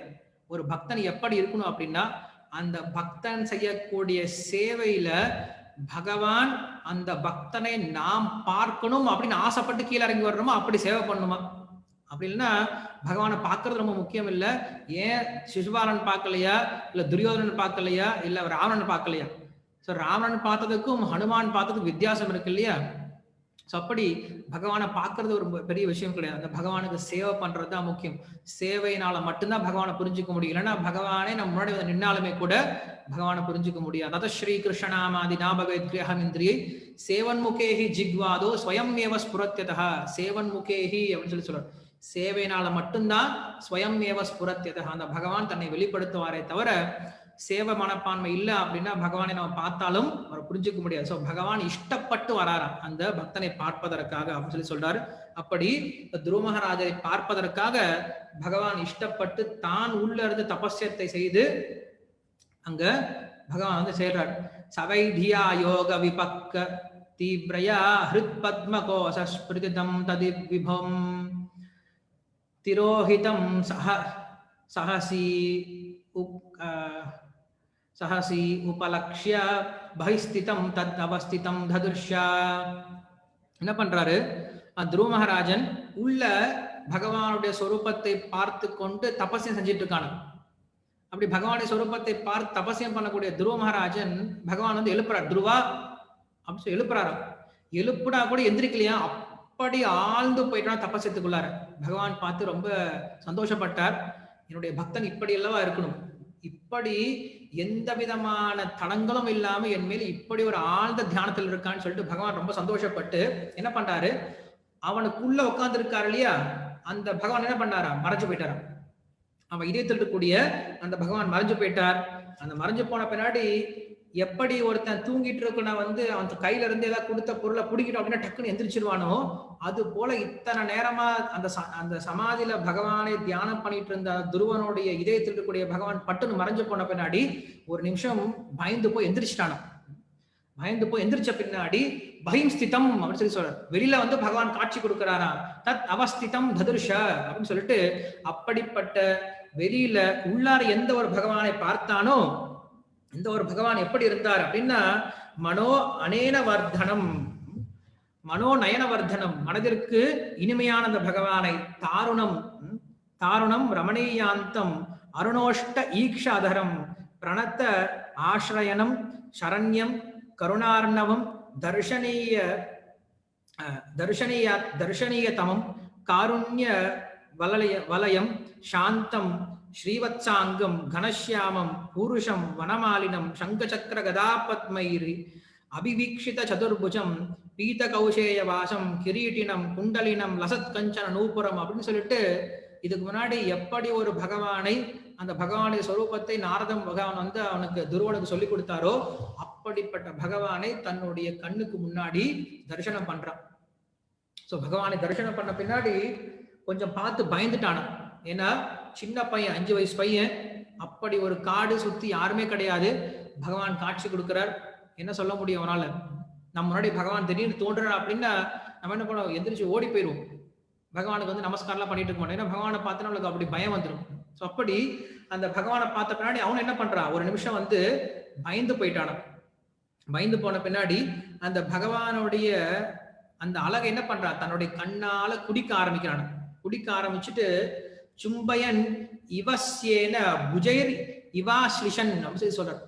அந்த பகவானை பார்த்த பின்னாடி அந்த சின்ன பையனுக்கு வந்து ஒரு நிமிஷம் என்ன பண்றான் அப்படின்னா கொஞ்சம் பயப்பட்ட மாதிரி இருந்துச்சு.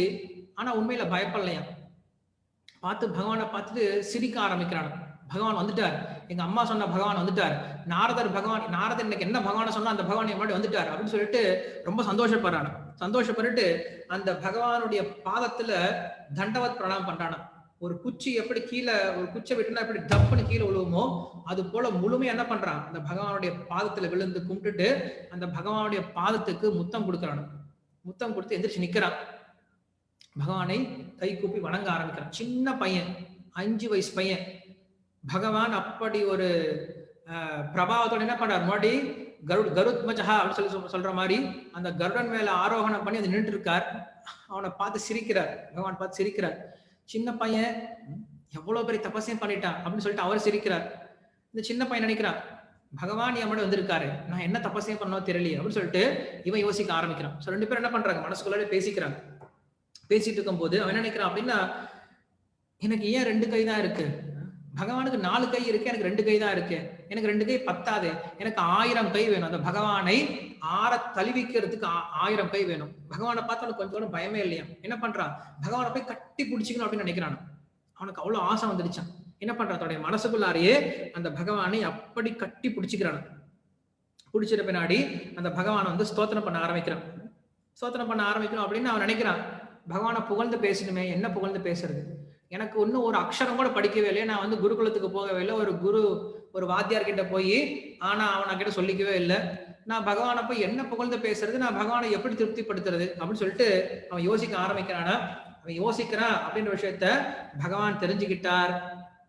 பகவான் என்ன பண்ற அப்படின்னா, சதம் விவிக்ஷந்தம் மதம் விதம் ஹரேர் ஜிஜிக்ஞா ஞாத்வஸ்ய சர்வஸ்ய ச ஹ்ருதி அவஸ்திதः கிருதாஞ்சலிம் பிரம்மேன கம்புனா பஸ்பரஸ்ய பாலம் கிருபயா கபோலஹே. பகவான் என்ன பண்றார் அப்படின்னா, தன்னுடைய இடது கையினால அங்க சங்கு தூக்கிட்டு வர்றார். அந்த சங்கால் என்ன பண்றார் அப்படின்னா, அந்த துருவனுடைய தலையை தொடுறாராம். பகவானுக்கு ஆசை இருக்கும். அந்த சின்ன பையன் என்ன பண்றான், பகவானை பார்த்து ஆசைப்படுறான், பகவானை கட்டி பிடிச்சின்னு நினைக்கிறான். அப்படி நினைக்கும் போது பகவானுக்கு ஆசை இருக்கான், சின்ன பையனை தொட்டு பார்க்கணும் அப்படின்னு சொல்லி ஆசை இருக்கு. ஸோ பகவான் என்ன பண்றாரு, அவனுடைய தலையை தொட்டு கொடுக்குறாரு. நான் பார்த்து சின்ன குழந்தைங்களை தொட்டு கொடுப்போம்ல, சின்ன குழந்தைய பார்த்தா உடனே தலையை பிடிச்சி தடை விடுவோம். அது போல என்ன பண்றாரு பகவான், அவனுடைய தலையை தன்னுடைய சங்கத்தினால தொடுறாரு. எந்த ஒரு சங்கமானது எல்லா வேதத்துக்கும் மூலமா இருக்கோ அப்படிப்பட்ட அந்த அந்த சங்கத்தினுடைய தொடர்புனால அவனுக்கு எல்லா விதமான ஞானமும் ஸ்புரிக்க ஆரம்பிச்சுதான். எந்த விதமான வேதங்களையும் கற்காத நிலையிலும் என்ன பண்றான், பகவத் ஞானத்தை முழுமையாக பெற ஆரம்பிக்கிறான். அப்படி பெற்ற பின்னாடி பகவானுடைய அந்த குணங்கள் எல்லாம் அவனுக்கு என்ன ஆகுது, தெரிய ஆரம்பிக்குது. தெரிஞ்ச பின்னாடி நிறைய வார்த்தைகள் அவனுக்கு வர ஆரம்பிக்குது, பகவானை புகழ்ந்து பேசுறதுக்கான வார்த்தைகள்லாம் அவனுக்கு வர ஆரம்பிக்குது. அதுக்கப்புறம் என்ன பண்றான், பகவானை இப்ப புகழ்ந்து ஸ்தோத்திரம் பண்ண ஆரம்பிக்கிறான். துருவஸ்துதி இப்பதான் நம்ம படிச்சோம். துருவஸ்துதி அப்படிங்கிறது 12 ஸ்லோகங்கள். ரொம்ப அற்புதமா என்ன பண்ற அப்படின்னா, துருவ மகாராஜர் பகவான் வந்து பிரார்த்தனை பண்ண ஆரம்பிக்கிறார். துருவாச்ச யோந்த பிரவிஷ்யமவாச இமாம் பிரசுப்தாம் சஞ்சீவியத்த கில சக்தி தரஸ்வதாம்னா அன்யாம் சஹஸ்தச்சரணஸ்ரவணத்வகாதீன் பிராணான் நமோ பகவதே புருஷாய துப்யம். இந்த ஸ்லோகம் நீங்க அடிக்கடி கேட்டிருப்பீங்க இல்லையா? நம்ம தினமும் சொல்லக்கூடிய ஸ்லோகம் தான் இது. யாருக்கு தெரியல அவங்களுக்கு இந்த ஸ்லோகத்தை சொல்றேன். தினமும் நம்ம உபன்யாசத்துக்கு முன்னாடி சொல்லக்கூடிய ஸ்லோகம் தான். ஸ்லோகத்து அர்த்தம் என்ன அப்படின்னா, ரொம்ப ஆழமான அர்த்தம் உடைய ஸ்லோகம் இது. என்ன சொல்றார் துருவ மகாராஜர், யோ அந்த பிரவிஷ்ய மம வாச இமாம் பிரசுப்தாம் சொல்றார். பகவானே, இத்தனை நாட்களாக இந்த மாயையில நான் கட்டுண்டு என்னுடைய வார்த்தை, என்னுடைய புலன்கள், என்னுடைய கை கால், என்னுடைய மனசு, என்னுடைய பிராணன் எல்லாம் எப்படி இருக்கு அப்படின்னா, ஜட விஷயங்கள்லயே ஈடுபட்டு ஆன்மீக விஷயங்கள்ல கொஞ்சம் கூட ஈர்ப்பில்லாம தூங்க நிலையில் இருக்கு.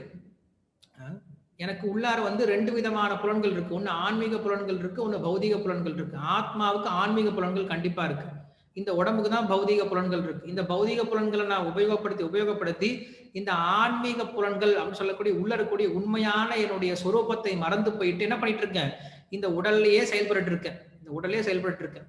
ஆனா இப்ப என்ன பண்ணிருக்கீங்க நீங்க, யோ அந்த பிரவிஷ்ய, நீங்க என்ன பண்ணிருக்கீங்க, என் கூட நுழைஞ்சிருக்கீங்க. யோ அந்த பிரவிஷ்ய மம வாச இமாம் பிரசுப்தாம். உண்மையில நான் நினைச்சிட்டு இருக்கேன் நான் பேசுறேன் அப்படின்ட்டு. நம்ம யாரும் பேச கிடையாது. யார் பேசுறாங்க அப்படின்னா, பகவான் உள்ள இறங்கி பகவான் தான் உள்ள இருந்து பேசுறாராம் நமக்குள்ள இருந்து. குறிப்பா யார் ஒருத்தர் வந்து ஆன்மீக விஷயங்கள் வந்து பேச ஆரம்பிக்கிறாங்களோ அது எதுவுமே அவங்களுடைய திறமை கிடையாது. பகவான் உள்ள இருந்து பேசினால் ஒழிய நமக்கு பகவத் விஷயங்கள் புரிய ஆரம்பிக்காது. பகவத் விஷயங்கள் புரிஞ்சாலும் நம்ம இதயமானது மாற்றம் அடையாது சொல்லி சொல்றதுனால இங்க சொல்றாரு, என்ன சொல்றாரு, யோ அந்த பிரவிஷ்ய மம வாச இமாம் பிரசுப்தாம் அப்படின்னு சொல்றாரு. தூங்கிட்டு இருந்த என்னுடைய வார்த்தைகள் என்ன பண்றீங்க, நீங்க எழுப்பி விட்டு உங்களை புகழ்வதற்கு உகந்த சொற்களை நீங்களே என்ன பண்றீங்க, சொல்லி கொடுத்து நீங்க தான் எனக்குள்ள இருந்து பேசிட்டு இருக்கீங்க அப்படின்னு சொல்ற. ஒருத்தர் புரிஞ்சுக்கணும், பகவானை பத்தி பேசுறதுக்கு முன்னாடி என்ன புரிஞ்சுக்கணும் அப்படின்னா, நான் பேச கிடையாது, பகவான் எனக்குள்ள இருந்து என்னை உபயோகப்படுத்தி கொண்டு என்னை ஒரு கருவியா உபயோகப்படுத்திட்டு பகவான் உள்ள இருந்து பேசுறார் அப்படிங்கிற எண்ணத்துல தான் என்ன பண்ணும் ஒவ்வொருத்தரும் பேச ஆரம்பிக்கணும். அதை சொல்லக்கூடிய அற்புதமான ஸ்லோகம் தான் இது.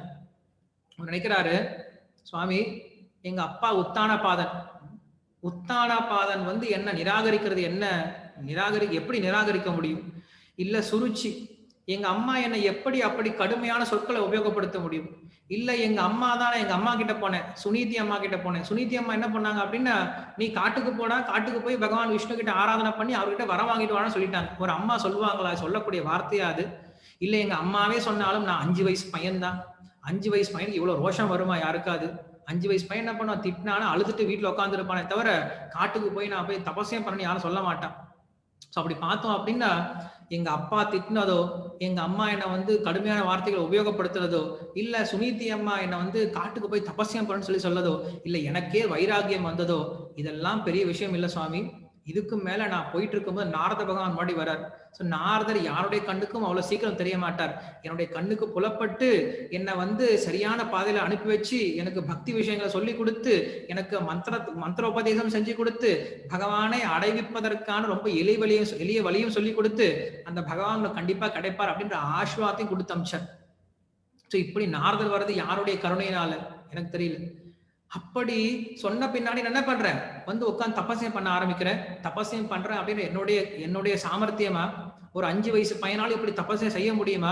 1வது மாசம் வெறும் 3 நாளைக்கு ஒரு தடவை பழத்தை சாப்பிட்டு 2வது மாசம் ஆனது வெறும் 6 நாளைக்கு ஒரு தடவை வெறும் புல்லு சிறக சாப்பிட்டுட்டு 3வது மாசம் வெறும் தண்ணி குடிச்சுட்டு 4வது மாசம் வெறும் காற்றை மட்டும் சுவாசிச்சுக்கிட்டு 5வது மாசம் காற்றையும் நிறுத்திட்டு 6வது மாசம் உங்களை பார்த்துட்டேன். இப்படி ஒரு 5 வயசு பையனால இவ்வளவு பெரிய தபசம் செய்ய முடியுமா? இல்ல இப்படிலாம் தபஸ்யம் செஞ்சா நீங்க வந்துடுவீங்களா? தபஸ்யத்துக்கெல்லாம் அப்பாற்பட்டவங்களா இருக்கீங்க நீங்க. சோ இப்படி இதுல பார்த்தோம் அப்படின்னா எதுவுமே எங்களுடைய சாமர்த்தியம் கிடையாது, எல்லாம் உங்களுடைய கருணையினால மட்டும்தான் நடந்துச்சு. யோந்த பிரவிஷ்ய மவாசிமாம் பிரசுப்தாம் சஞ்சீவியத்தகல சக்தி தரஸ்வதாம்னா அப்படின்னு சொல்றேன். எப்படி ஒரு சஞ்சீவி மூலிகையானது மூக்குல பட்டோடனே ஒருத்தனுக்கு உயிர் வந்துடும். நம்ம ராமாயணத்துல கேட்கிறோம். ராமாயணத்துல என்ன ஆகுது அப்படின்னா, ராமலட்சுமணன் 2 பேர் கீழே விழுந்துட்டாங்க. கீழே விழுந்த பின்னாடி அங்க ஹனுமான் வந்து சஞ்சீவலை தூக்க போறார். சஞ்சீவலை தூக்கிட்டு வரும் பொழுது என்ன ஆகுது அப்படின்னா, ராமலட்சுமணன் படுத்துட்டு இருக்கோம், எல்லாரும் கீழே கிடக்குறாங்க, வானர்கள் எல்லாம் கீழே கிடக்குறாங்க, சைனி எல்லாம் கீழே விழுந்து கிடக்குது. அப்ப அந்த சஞ்சீவலை தூக்கிட்டு வரும்போது அந்த சஞ்சீவமலையிலிருந்து வரக்கூடிய அந்த காற்றானது என்ன ஆகுது அப்படின்னா, இங்க கீழே விழுந்தவங்களுடைய மூக்குல வந்து விழுதான்.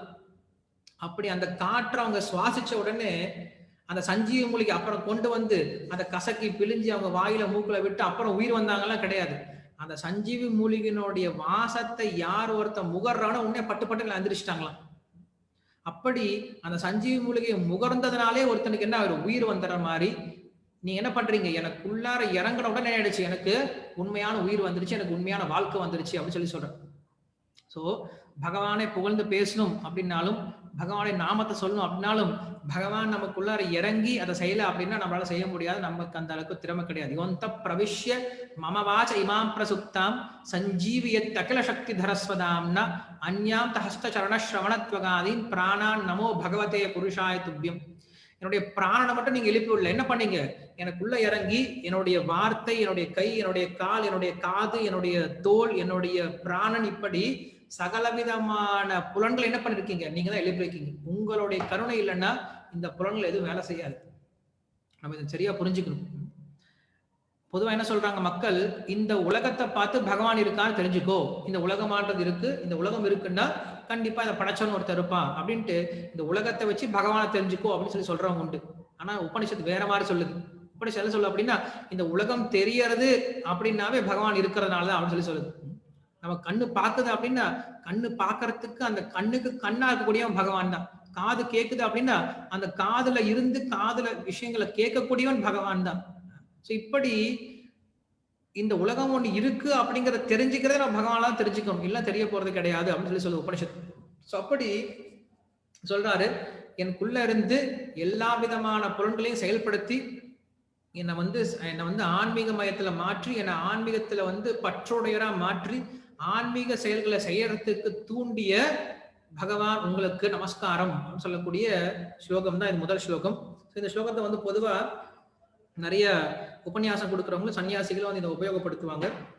ஸோ அப்படி இத்தனை நாள் என்ன பண்ணிட்டு இருந்தேன் அப்படின்னா, இந்த புலன்கள் எல்லாத்தையும் வச்சுக்கிட்டு நான் வந்து பௌதிகமான விஷயங்கள் ஈடுபட்டு இருந்தேன், பௌதிகமான செயல்கள் ஈடுபட்டு இருந்தேன். இனிமேல் எனக்கு அந்த பௌதிக செயல்கள்ல கொஞ்சம் கூட இஷ்டம் கிடையாது, ஆன்மீகமான செயல்கள்ல ஈடுபடுறதுக்கு நீங்க தான் காரணமா இருந்திருக்கீங்க அப்படின்னு சொல்லிட்டு அந்த பகவானுக்கு நமஸ்காரம் செய்யறார். இது வந்து முதல் நமக்கு ஸ்தோத்திரம் சொல்றார்.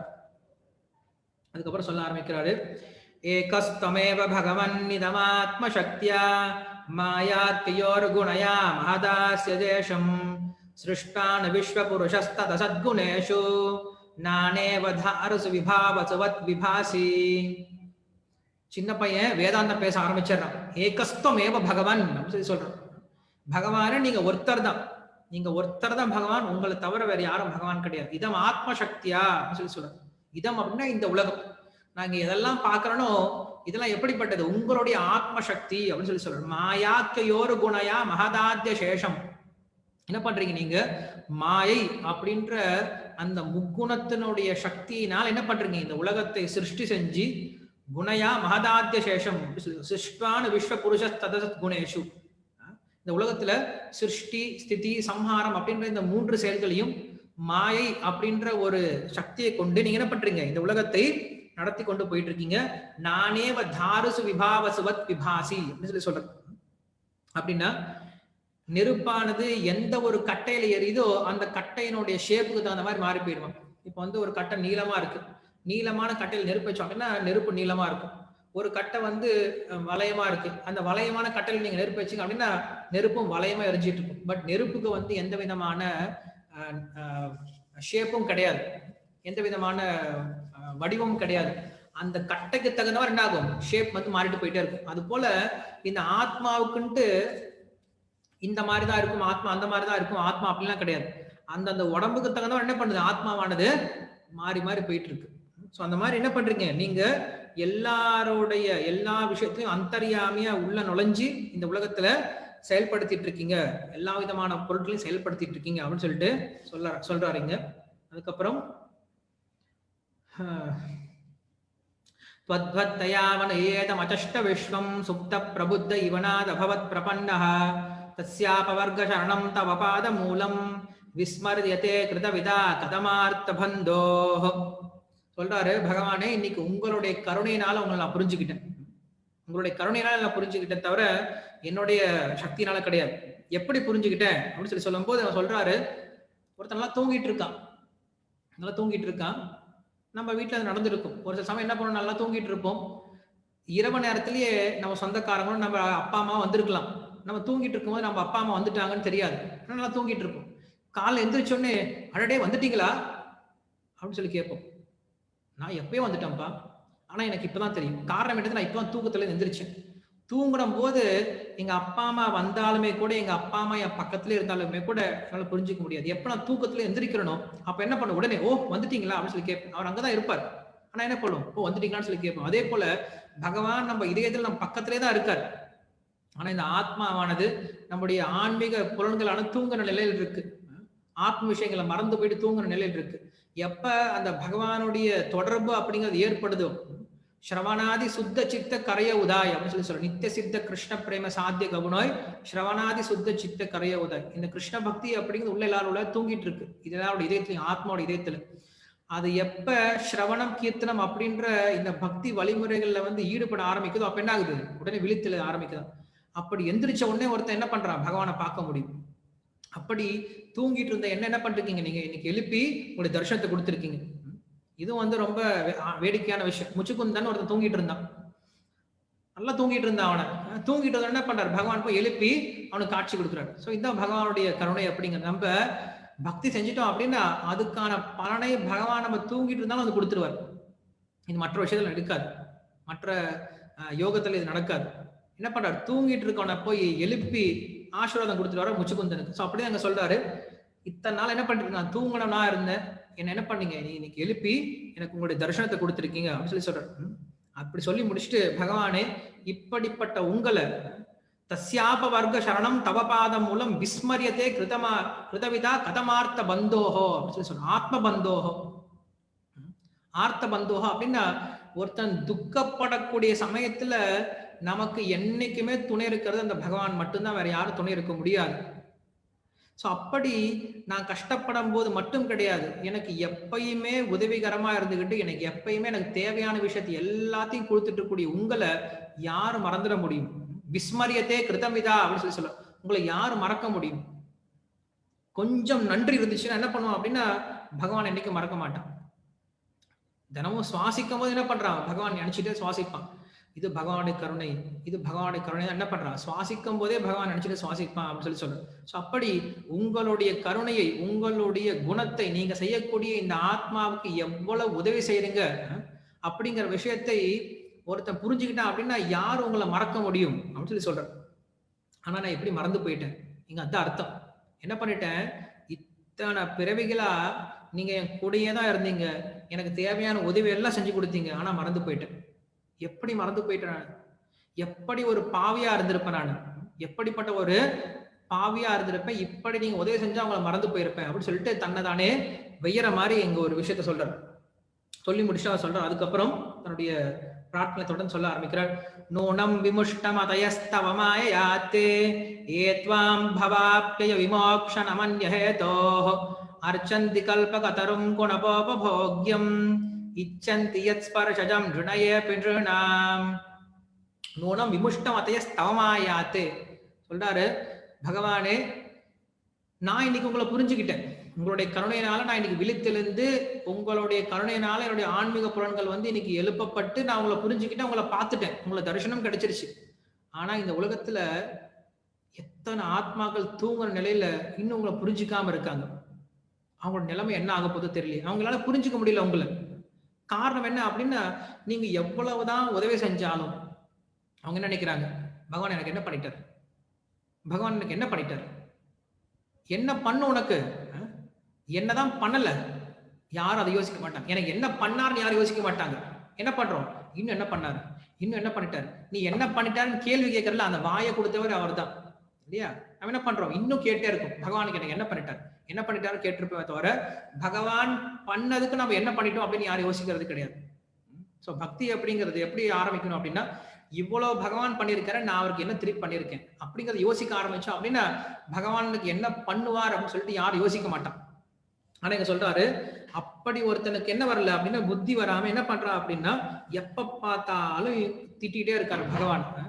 பகவான் எனக்கு என்ன பண்ணிட்டாரு, எனக்கு என்ன பண்ணிட்டாருன்ட்டு யோசிச்சுட்டே இருக்கான். அவர் சொல்றாரு, அர்ச்சந்தி கல்பதரும் குணபோபோக்யம் அப்படின்னு சொல்லி சொல்றாங்க.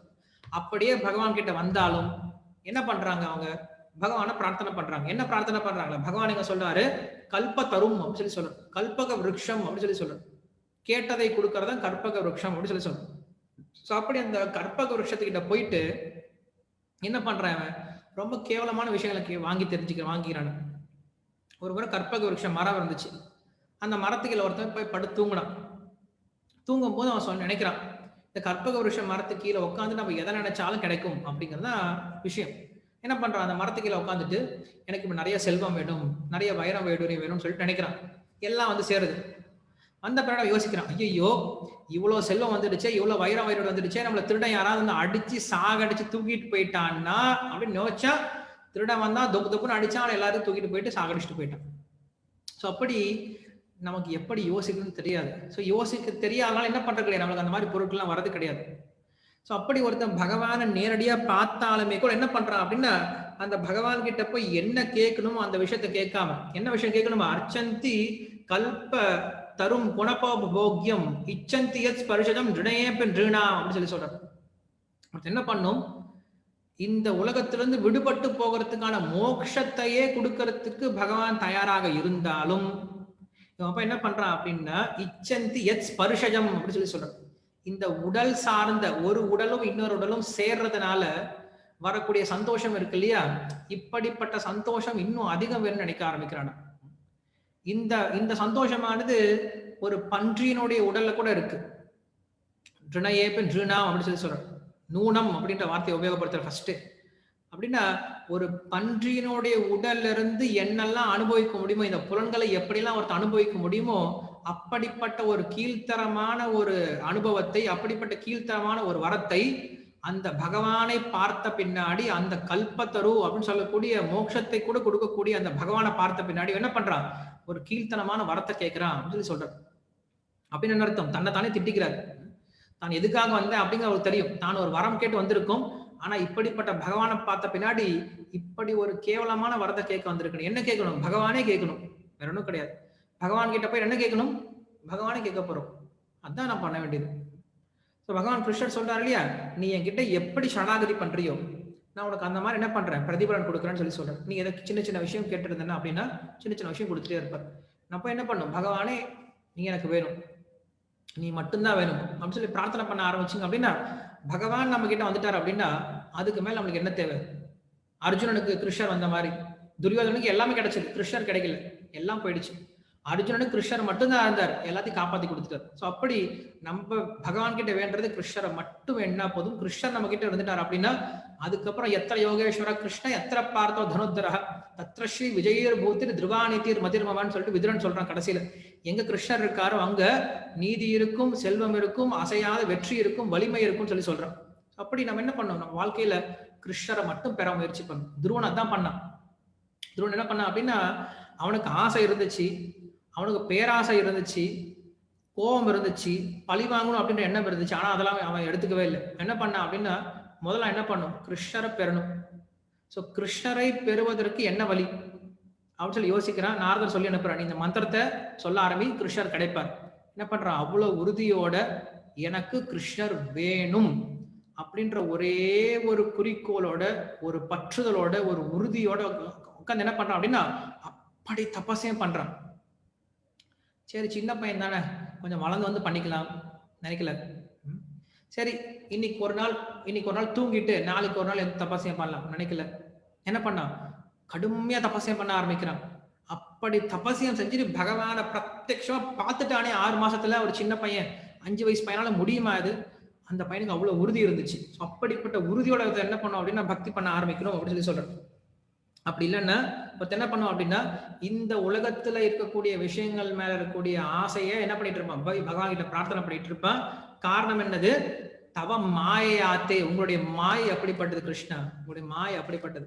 மாயினால கவரப்பட்டு பகவானே வந்து முன்னாடி நின்னாலும் அந்த பகவான் கிட்ட என்ன வேணுமோ அதை கேட்காம பிரயோஜனம் இல்லாத விஷயத்த பண்ணாங்க, இவங்க கேட்டு தெரிஞ்சுப்பாங்க அப்படின்னு சொல்லி சொல்லுவார். சொல்றாரு, யானிர்வதிஸ்தன பிரதாம் தவ பாத பத்ம தியானாத் பவஜ்ஜன கதா ஸ்ரவணேன வாஸ்யாத் சா பிரம்மணி ஸ்வமஹிமன்னபி நாதமாபூத் கிம் த்வந்தகாசி லுலிதாத் பததாம் விமானாத். பததாம் விமானாத் அப்படின்னு சொல்லி சொல்றாரு. பததாம் விமானாத் அப்படின்னா விமானத்துல இருந்து கீழே விழுந்துடுறது அப்படின்னு சொல்லி சொல்றாரு. அப்படின்னு என்ன அர்த்தம், சொர்க்கலோகத்துக்கு போறாங்க. ஒருத்தர் என்ன பண்றா, ரொம்ப புண்ணிய காரியங்களை செஞ்சுட்டு சொர்க்கலோகத்துக்கு போயிட்டு இருக்கான். போய் நாங்க என்ன பண்ற, அப்சரசுகளோட அனுபவிச்சுட்டு இருக்கான். ரம்பா, மேனா, ஊர்வசி, மேனக்கான்ட்டு நிறைய பேருக்கு அனுபவிச்சுட்டு இருக்கான். அவங்களும் நாட்டியம் ஆடிட்டு இருக்காங்க. இவனை பார்த்துட்டு ரொம்ப ரசிச்சுட்டு இருக்கான். ரசிச்சுட்டு இருக்கும்போது பக்கத்துல இருக்க ஒருத்தன் அழுதுட்டு இருந்தான். ஏன்டா அழுகுற அப்படின்னு கேட்கிறான். கேட்கும்போது என்னுடைய ஆயுள் காலம் முடிஞ்சிருச்சு, நான் செஞ்ச புண்ணியம் முடிஞ்சிருச்சு, நான் கீழே போகணும் அப்படின்னு சொல்லி சொல்றான். கீழே போகணுமா, நீ கீழே போகணுமா அப்படின்னு சொல்லி கேட்டே இருக்கான். கேட்டுட்டே இருக்கும்போது என்ன பண்றாங்க, பக்கத்துல தேவர்கள் இவனையும் பிடிச்சி கீழே தள்ளி விட்டாங்க. தோப்புன்னு கீழே விழுறாங்க. சொல்றாரு பத்ததாம் விமானாத் அப்படின்னு சொல்லி சொல்றாரு. அப்படி அங்க மேல அந்த விமானங்களை போயிட்டு இருப்பாங்க, சொர்க்கலோகத்துல விமானங்களை போயிட்டு இருப்பாங்களாம். எப்ப புண்ணியம் முடிஞ்சிருச்சோ கொஞ்சம் கூட யோசிக்க மாட்டாங்க, அப்படியே பிடிச்சி கீழே தள்ளி விட்டுருவாங்களாம் ஒரு ஆத்மாவை. அப்படி கீழே வந்து அவன் என்ன பண்றான், விழுந்து மழையினால வந்து தாவரங்கள் மூலியமா உள்ள போயிட்டு அதை சாப்பிட்ற புருஷனால தன்னுடைய விந்துக்குள்ள வந்து அதுக்கப்புறம் குழந்தையா மறுபடியும் அவன் வெளில வரான் அப்படின்றதான் நம்மளுக்கு உபனிஷத் சொல்லி கொடுக்குது, கட்டோபனிஷத். ஸோ அப்படி சொல்றாரு, யானிர் விருத்தி தனுபிரதாம் தவ பாத பத்ம தியானாத் பவஜ்ஜன கதா ஸ்ரவணேன வாஸ்யாத் அப்படின்னு சொல்லி சொல்றாரு. யார் ஒருத்தர், எந்த ஒரு சேவகனானவன், பிருத்தியா அப்படின்னா உங்களுடைய சேவகன். உங்களுடைய சேவகர்கள் எப்படி இருக்காங்க அப்படின்னா அவங்க தான் உண்மையாலுமே சந்தோஷமா இருக்கக்கூடியவங்க இந்த உலகத்துல. இந்த உலகத்துல யாரா சந்தோஷமா இருக்காங்க அப்படின்னா உங்களுடைய சேவையில யாரு ஈடுபடுறாங்களோ, உங்களுடைய சேவையில என்ன ஈடுபடுறாங்க, தியானாத் பவஜ்ஜன கதா ஸ்ரவணேன வாஸ்யாத் அப்படின்னு சொல்லி சொல்றாரு. யார் ஒருத்தனுடைய ஸ்ரவணம் அப்படிங்கிற இந்த சேவையில ஈடுபட்டிருக்கக்கூடிய அந்த பக்தன் இருக்கானே அவன் தான் உண்மையிலும் சந்தோஷமா இருக்கான். யானிர் விருத்தி தனுபிரதாம் தவ பாத பத்ம தியானாத் பவஜ்ஜன கதா ஸ்ரவணேன வாஸ்யாத் சா பிரம்மணி அப்படின்னு சொல்லி சொல்லும்போது, அப்படிப்பட்ட அந்த சேவகனுக்கு வந்து மோட்சம் கொடுத்தா கூட அவனுக்கு என்ன கிடையாது, அதுல இஷ்டம் கிடையாது. அவனுக்கு மோட்சத்துல இஷ்டம் கிடையாது. அவனுக்கு சொர்க்கம் போய் எந்த சொர்க்கத்துல போனா கீழே தள்ளி விட்டுருவாங்களோ அந்த சொர்க்கத்துக்கு போகிறது இஷ்டம் கிடையாது. என்ன பண்றான், உங்களுடைய சிரவணத்தை கேட்டுக்கிட்டு உங்களுடைய சிரவணாதி விஷயங்களை ஈடுபட்டு ரொம்ப சந்தோஷமா இருக்கா. அவனை விட ஒரு ஆனந்தமான நபர் வேற யாரும் கிடையாது அப்படின்னு துருவ மகாராஜ் சொல்றார். அப்படின்னு என்ன அர்த்தம், துருவ மகாராஜர் உணர்ந்து சொல்றார். 5 வயசு பையன் சொல்றார், உண்மையில ஒருத்தனுக்கு சந்தோஷம் அப்படிங்கிறது எப்ப வரும், ஒரு ஆனந்தமான நிலை எப்ப வரும் அப்படின்னா இந்த உலகத்துல அவன் எவ்வளவுதான் அனுபவிச்சாலும், எவ்வளவுதான் உயர்ந்த ஒரு அனுபவம், உயர்ந்த ஒரு சந்தோஷம் அப்படின்ட்டு இந்த உலகத்துல எதா இருந்தாலும் அதை அனுபவிச்சாலுமே கூட ஒருத்தனுக்கு உள்ள திருப்தி வராது. கொஞ்ச நேரம் உட்காந்து பாகவதம் கேட்கக்கூடிய திருப்தியோ, இல்ல கொஞ்ச நேரம் உட்காந்து நாம சங்கீர்த்தனம் கேட்கக்கூடிய வரக்கூடிய திருப்தியிலையோ நம்ம வந்து ஒப்பிட்டு பார்க்கும்போது மற்ற பௌதீக விஷயங்கள்ல இருந்து வரக்கூடிய அந்த ஆனந்தமானது நமக்கு வந்து ஒரு அருவருப்பை தான் உண்டுபடுத்தும். கொஞ்சம் யோசிப்பாங்க, இந்த உலகத்துல நம்ம எதை சந்தோஷம் நினைச்சிட்டு இருக்கோமோ அந்த சந்தோஷத்தை இப்ப நம்ம கீர்த்தனம் பண்ணும்போது இல்ல பாகவதம் கேட்கும் போது வரக்கூடிய ஆனந்தத்தையும் ஒப்பிட்டு பாருங்க, சி அப்படின்னு நினைக்க ஆரம்பிச்சிடும். சி, அதுவா சந்தோஷம் நினைச்சிட்டு இருந்தோம் நம்ம வாழ்க்கையில அப்படின்னு என்ன பண்ணுவோம் அப்படின்னா நம்ம நாமளே வந்து கரிச்சு கொட்ட ஆரம்பிச்சிடும். காரணம் என்ன அப்படின்னா ரெண்டுமே அப்படி வித்தியாசமான குணங்களை கொண்டது. எப்படி தங்கமும் இல்ல இரும்பும் இருக்கிற மாதிரி, தங்கமும் இரும்பும் ரெண்டுமே வந்து எப்படிப்பட்ட உலோகம் தான். ஆனா தங்கத்துக்கும் இரும்புக்கும் ரெண்டுக்கும் பெரிய வித்தியாசம் இருக்கு, ஆப்போசிட்டான வித்தியாசம் இருக்கு, எதிர்மறையான வித்தியாசம் இருக்கு. ஸோ அது போல இந்த பௌதீக ஆனந்தம் அப்படிங்கிறது ஆன்மீக ஆனந்தத்தினுடைய ஒரு பகுதி கூட கிடையாது. ஆன்மீக ஆனந்தத்தை வந்து நம்ம ஒப்பிட்டு பார்த்தோம் அப்படின்னா பௌதிக ஆனந்தம் இங்க எவ்வளவுதான் அடைஞ்சாலும் ஆன்மீக ஆனந்தத்துக்கு ஈடு வராது சொல்லிட்டு இந்த துருவ மகாராஜ் சொல்றார். ஸோ அப்படி இந்த உலகத்துல ஒருத்தன் மாயினால கவரப்பட்டு இந்த உலக சுகத்தையே, இந்த உடல் சார்ந்த சுகத்தையே பெரிய விஷயம் நினைச்சிட்டு அனுபவிச்சுட்டு இருக்கான் இல்லையா, அப்படிப்பட்டவன் ஏன் அனுபவிச்சுட்டு இருக்கான் அப்படின்னு சொல்லி கேட்கும் போது ஒரே ஒரு விஷயம்தான், அவனுக்கு நல்ல சத்சங்கம் கிடைக்கல. நல்ல சத்சங்கம் கிடைச்சிருச்சு அப்படின்னு என்ன பண்ணுவான், அவன் மறுபடியும் அவன் வேற விஷயத்துக்கு போக மாட்டான். நல்ல சத்சங்கம் கிடைக்காம என்ன பண்றான், மற்ற விஷயங்கள் ஓடிட்டு இருக்கான். அதான் சொல்ற அடுத்த ஸ்லோகத்துல ரொம்ப அழகா சொல்ல ஆரம்பிக்கிறார். பக்திம் முஹு பிரவஹதாம் த்வயிமே பிரசங்கோ பூயாத் அனந்த மஹதாம் அமலாஷயானாம் ஏனாஞ்சசோல்பனமுருக்யசனம் பவாப்திம் நேஸ்யே பவத்குண கதாமிருதபானமத்தஹ. சொல்றாரு, பக்தி முஹு பிரவஹதாம் சொல்லி சொல்றாரு. உன்னுடைய பக்தி, உன் மேல இருக்கக்கூடிய பக்தி எப்படி இருக்கணும், பிரவஹதாம் ஒரு பிரவாகம் போல. எப்படி ஒரு மடை திறந்து விட்டோம் அப்படின்னா ரொம்ப வேகமா தண்ணி ஓடுமோ, கங்கையை திறந்து விட்டோம் அப்படின்னா தண்ணியானது கொஞ்சம் நிக்காம ரொம்ப வேகமா ஓடுமோ, அப்படி உன் மேல் இருக்கக்கூடிய பக்தியானது ரொம்ப தடை இல்லாம என்ன பண்ணும், உன்கிட்ட போய் சேரணும். அது எப்படி முடியும் அப்படின்னு சொல்லி சொல்லும் போது துவயிமே பிரசங்கோ அப்படின்னு சொல்லி சொல்ற. பிரசங்கம் அப்படின்னா சங்கத்தினால, எப்ப பக்த சங்கத்துக்கு வரமோ அப்ப அந்த பகவானை பற்றிய விஷயங்களை கேட்கறதும் சரி, அந்த பகவான விஷயங்களை பத்தி பாடுறதும் சரி இன்னும் அதிகமா ருச்சிகரமா மாறுமா.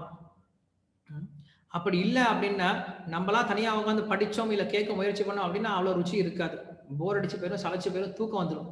ஆனா எப்போ பக்த சங்கத்துல கேட்க ஆரம்பிக்கிறோமோ, சதாம் பிரசங்கம் மம வீரிய சம்ஹிதா அப்படின்னு சொல்லி சொல்றாரு. பவந்தி ஹித்கர்ண ரசாயன கதாக அப்படின்னு சொல்லிட்டு கபில தேவன் சொல்றார்.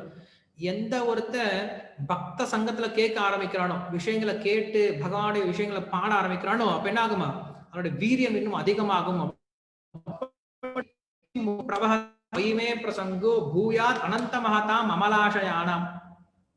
அப்படி அமலாஷயானாம் அப்படின்னா எந்த விதமான கல்மஷங்களும் இல்லாம தூய்மையான இதயத்தோடு இருக்கக்கூடிய அந்த பக்தருடைய சங்கத்துல, பூயாத் அனந்த மகதா, மகதா அப்படின்னா அந்த பக்தர்கள். அப்படி அந்த பக்தருடைய சங்கத்துல எப்போ ஒருத்தன் பக்தி செய்ய ஆரம்பிக்கிறானோ, அந்த சங்கத்தினால எப்போ உங்களை பத்தி கேட்க ஆரம்பிக்கிறானோ, இல்ல வந்து பகவானுடைய விஷயங்களை பத்தி பாட ஆரம்பிக்கிறானோ, ஏனாஞ்ச சோல்பனம் உரு வியசனம். வியசனம் அப்படின்னா கவலை, உரு வியசனம் அப்படின்னா பெரிய கவலை. என்னது, பவாப்தின், இந்த உலகம் தான் இருக்கிறதுல பெரிய கவலை ஒருத்தனுக்கு. இந்த உலகத்துல ஒரு கவலை இல்லைன்னா இன்னொரு கவலை, இன்னொரு கவலை இல்லைன்னா இன்னொரு கவலைன்னு கவலை மாற்றி மாற்றி வந்துட்டே இருக்குமா. அந்த கவலைக்கு என்னடா தீர்வு அப்படின்னா இந்த சத்சங்கம் தானே. ஒருத்தன் சத்சங்கத்துக்கு வந்துட்டான் அப்படின்னா அந்த கொஞ்ச நேரம் என்ன பண்றான், உலகத்தில் இருக்க எல்லா கவலையும் மறந்துட்டு என்ன பண்றான், ரொம்ப அமைதியா கேட்டு இருக்கான். அவனுடைய மனசு ரொம்ப பிரசாந்தமா மாறுது. இது எப்படி எப்படி இருக்கு அப்படின்னு சொல்லி சொல்லும் போது நேசே பவத் குண கதாமிருத பானமத்தஹா சொல்லி சொல்றான். அப்படின்னா பொதுவா என்ன பண்றாங்க, இந்த உலகத்துல மக்கள் கவலையை மறக்கிறதுக்கு குடிச்சிடுறாங்க. குடிச்சிட்டு எல்லாத்தையும் மறந்து போயிடலாம் அப்படின்னு நினைக்கிறாங்க. ஆனா அது குடிக்கிறதுனால அவனுக்கு இன்னும் பிரச்சனை தான் அதிகப்படுத்துது. ஆனா இங்க சொல்றாரு, எப்ப ஒருத்தன் குணகதாமிருத, பகவானுடைய குணம் அப்படிங்கிற அந்த அமிர்தத்தை குடிக்க ஆரம்பிக்கிறான், அது என்ன பண்ணுதா ஒருத்தனுக்கு பெரிய போதையை கொடுக்குதான். பான மத்தகா அப்படின்னு சொல்லி சொல்றோம். மத்தகா அப்படின்னா மத்து அப்படின்னா மருந்து, அதாவது குடிக்கிற மருந்து. ஸோ எந்த ஒரு மருந்தை குடிக்கிறதுனால ஒருத்தன் வந்து போதை அடைகிறானோ அப்படிப்பட்ட அந்த போதையை கொடுக்கக்கூடியது என்னது? குணகதாமிருத்தம், உங்களை பற்றிய விஷயங்கள். எப்ப பகவானுடைய விஷயங்களை கேட்க ஆரம்பிக்கிறோம், நான் எப்படி பண்றான்? இந்த உலகத்தை மறந்து போயிட்டு, எப்படி ஒருத்தன் குடிகாரன் என்ன பண்றான், இந்த உலகத்தில் இருக்க எல்லா விஷயத்தையும் மறந்து போயிட்டு அப்படியே எங்கேயோ மேல மிதக்கிற மாதிரி இருக்குமோ, அது போல என்ன பண்றான் ஒருத்தன் பகவானுடைய குணங்களை கேட்க கேட்க, பகவானுடைய விஷயங்களை ஈடுபட ஈடுபட என்ன பண்றான் அப்படின்னா, இந்த உலகத்தில் இருக்கக்கூடிய துன்பங்களை ரொம்ப சீக்கிரம் கடந்துடுறான். அதாங்க சொல்றாரு.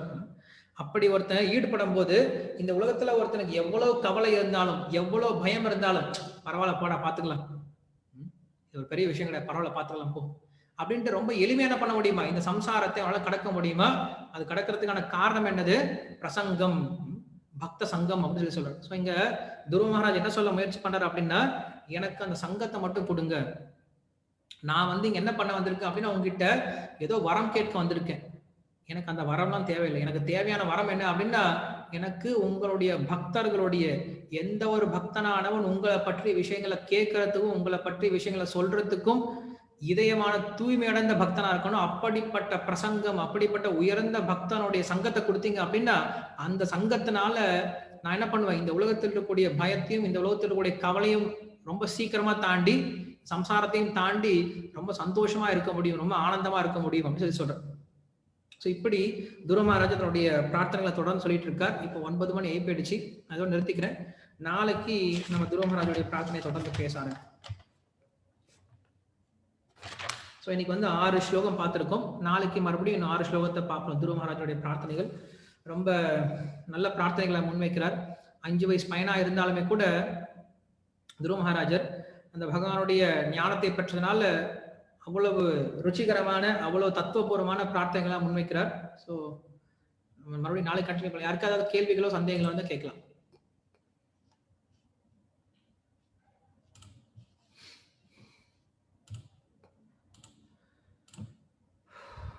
ஓகே, யாருக்காவது கொஸ்டின் இல்லையா? ஓகே, நாளைக்கு முடிஞ்சா என்ன பண்ணுங்க அப்படின்னா, இந்த ஸ்லோகாஸை வந்து நீங்க எடுத்து வச்சுக்கோங்க.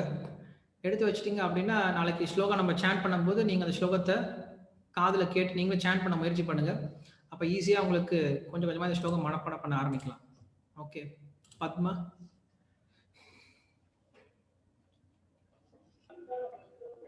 ஹரே கிருஷ்ணா பிரபு. கிருஷ்ணா. ஹரே கிருஷ்ணா பிரபுஜி. ஹரே கிருஷ்ணா, சொல்லுங்கம்மா.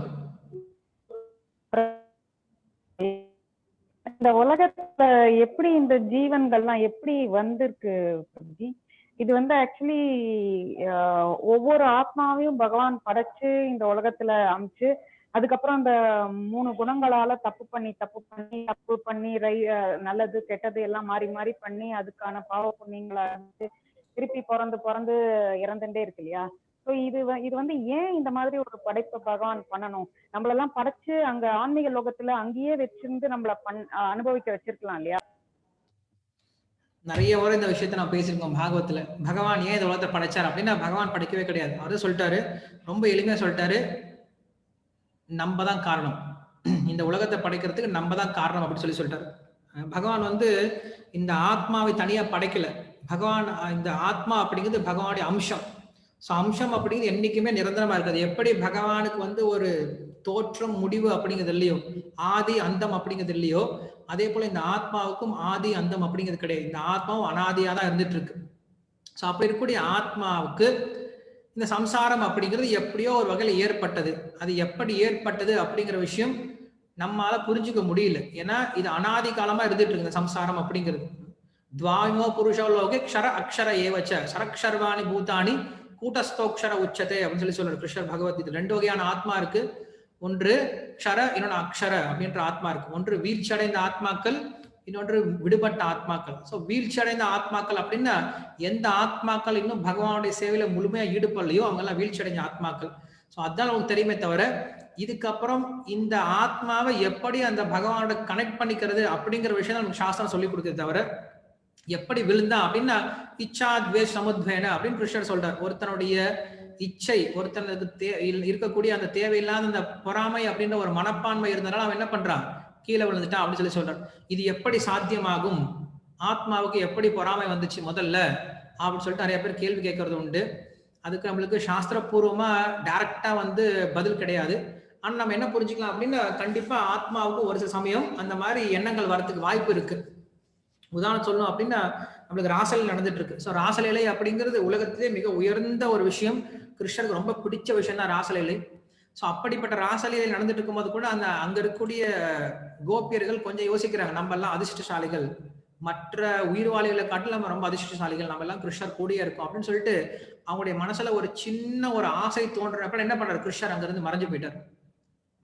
ஸோ அங்க பார்த்தோம் அப்படின்னா, அது உண்மையில அவங்களுடைய பாவத்தை, அவங்களுடைய அன்பை அதிகப்படுத்துறதுக்காக பண்ணாலுமே கூட அதை நம்ம உதாரணமா எடுத்துக்கலாம். அப்படிப்பட்ட கோபியர்கள் கிருஷ்ணர் கூட இருந்தாலுமே கூட அவங்க மனசுல ஒரு சின்ன ஒரு மாற்றம் வந்துச்சு. அதனால கிருஷ்ணர் விட்டு போயிட்டார். மறுபடியும் அவங்க என்ன பண்ணாங்க, கிருஷ்ணரோட இணைஞ்சாங்க அப்படிங்கறதான் விஷயம் கோபி கீதம். ஸோ அதே போல இந்த ஆத்மா எப்படி முதல் முறையா வந்தது யாருக்கும் தெரியாது. பதித்தம்மா விஷமே பவாம்புதோ அப்படின்னு தான் நம்ம சைத்தன்ய மகாபுரம் சொல்ல. ஒருத்தர் பதித்தன் கீழே விழுந்துட்டான் அப்படின்னு சொல்றான். அவன் இங்கேயே இருக்கானா அங்கிருந்து விழுந்தாலும் தெரியாது. பட் இங்க இருந்தா இருக்கா, இங்க இருந்து அவன் எப்படி மறுபடியும் போகணும் அப்படின்ற விஷயம் தான் யோசிக்கணும் தவிர, நான் எப்படி விழுந்துட்டேன் அப்படின்ற விஷயத்த யோசிச்சேன் அப்படின்னா அதுக்கு அவனுக்கு பதில் கிடைக்காது. ஸோ என்ன பண்றோம், நமக்கு சாஸ்திரம் இங்க இருந்து எப்படி மறுபடியும் போகணும் அப்படின்ற விஷயம் சொல்லிக் கொடுக்குது, பக்தி விஷயங்கள்லாம் சொல்லிக் கொடுக்குது. ஸோ ஒரு ஆத்மா கீழே விழுந்ததுக்கு, இந்த உலகத்தை படைச்சதுக்கு பகவான் காரணம் கிடையாது. கண்டிப்பா தாரியத்தே ஜகத்து அப்படின்னு சொல்றாரு. இந்த உலகத்தை தாரியத்தை தாங்கிட்டு இருக்கிறது யார் அப்படின்னா இந்த ஆத்மா தான். அபரயம் இதஸ்வன்யா பிரகிருதிம் வித்திமே பராம் ஜீவபூதம் மகாபாகோ ஏதம் தாரியத்தே ஜெகத். அந்த ஜீவபூத்தர்கள் தான் இந்த உலகம் தாங்கிட்டு இருக்காங்க. அந்த ஜீவபூத்தர்களுடைய ஆசையினால இந்த உலகமானது படைக்கப்பட்டு காக்கப்பட்டு அழிக்கப்பட்டே தவிர எனக்கு இதுக்கு சம்பந்தம் கிடையாதுன்னு கிருஷ்ணர் பகவத்கீதை ரொம்ப தெளிவா சொல்றார். Okay okay Kavirupa Mataji. ஹரே கிருஷ்ணா பிரபுஜி, தண்டவத் பிரணாம். பிரபுஜி, அந்த துருவ ஸ்துதிஸ் முதல்ல பாடுனே சொன்னீங்கல்ல பிரபுஜி, அது வந்து ஸ்ரீமத் பாகவதம் எந்த ஸ்லோகால இருந்து எந்த ஸ்லோகா வரைக்கும்? 4th canto 9th chapter from shloka number 6. Okay okay Prabhu. 496 ல இருந்து ஆரம்பிக்கும். 496 ல இருந்து எத்தனை shlokas Prabhuji? 12 shlokas. Okay, Hari Bol. Thank you so much Prabhuji. Hari Bol. Hare Krishna. Okay, மறுபடியும் நம்ம நாளைக்கு சந்திக்கலாம். கிரந்தராஜ் ஸ்ரீமத் பாகவதம் கி ஜெய், ஸ்ரீல பிரபுபாத் கி ஜெய்.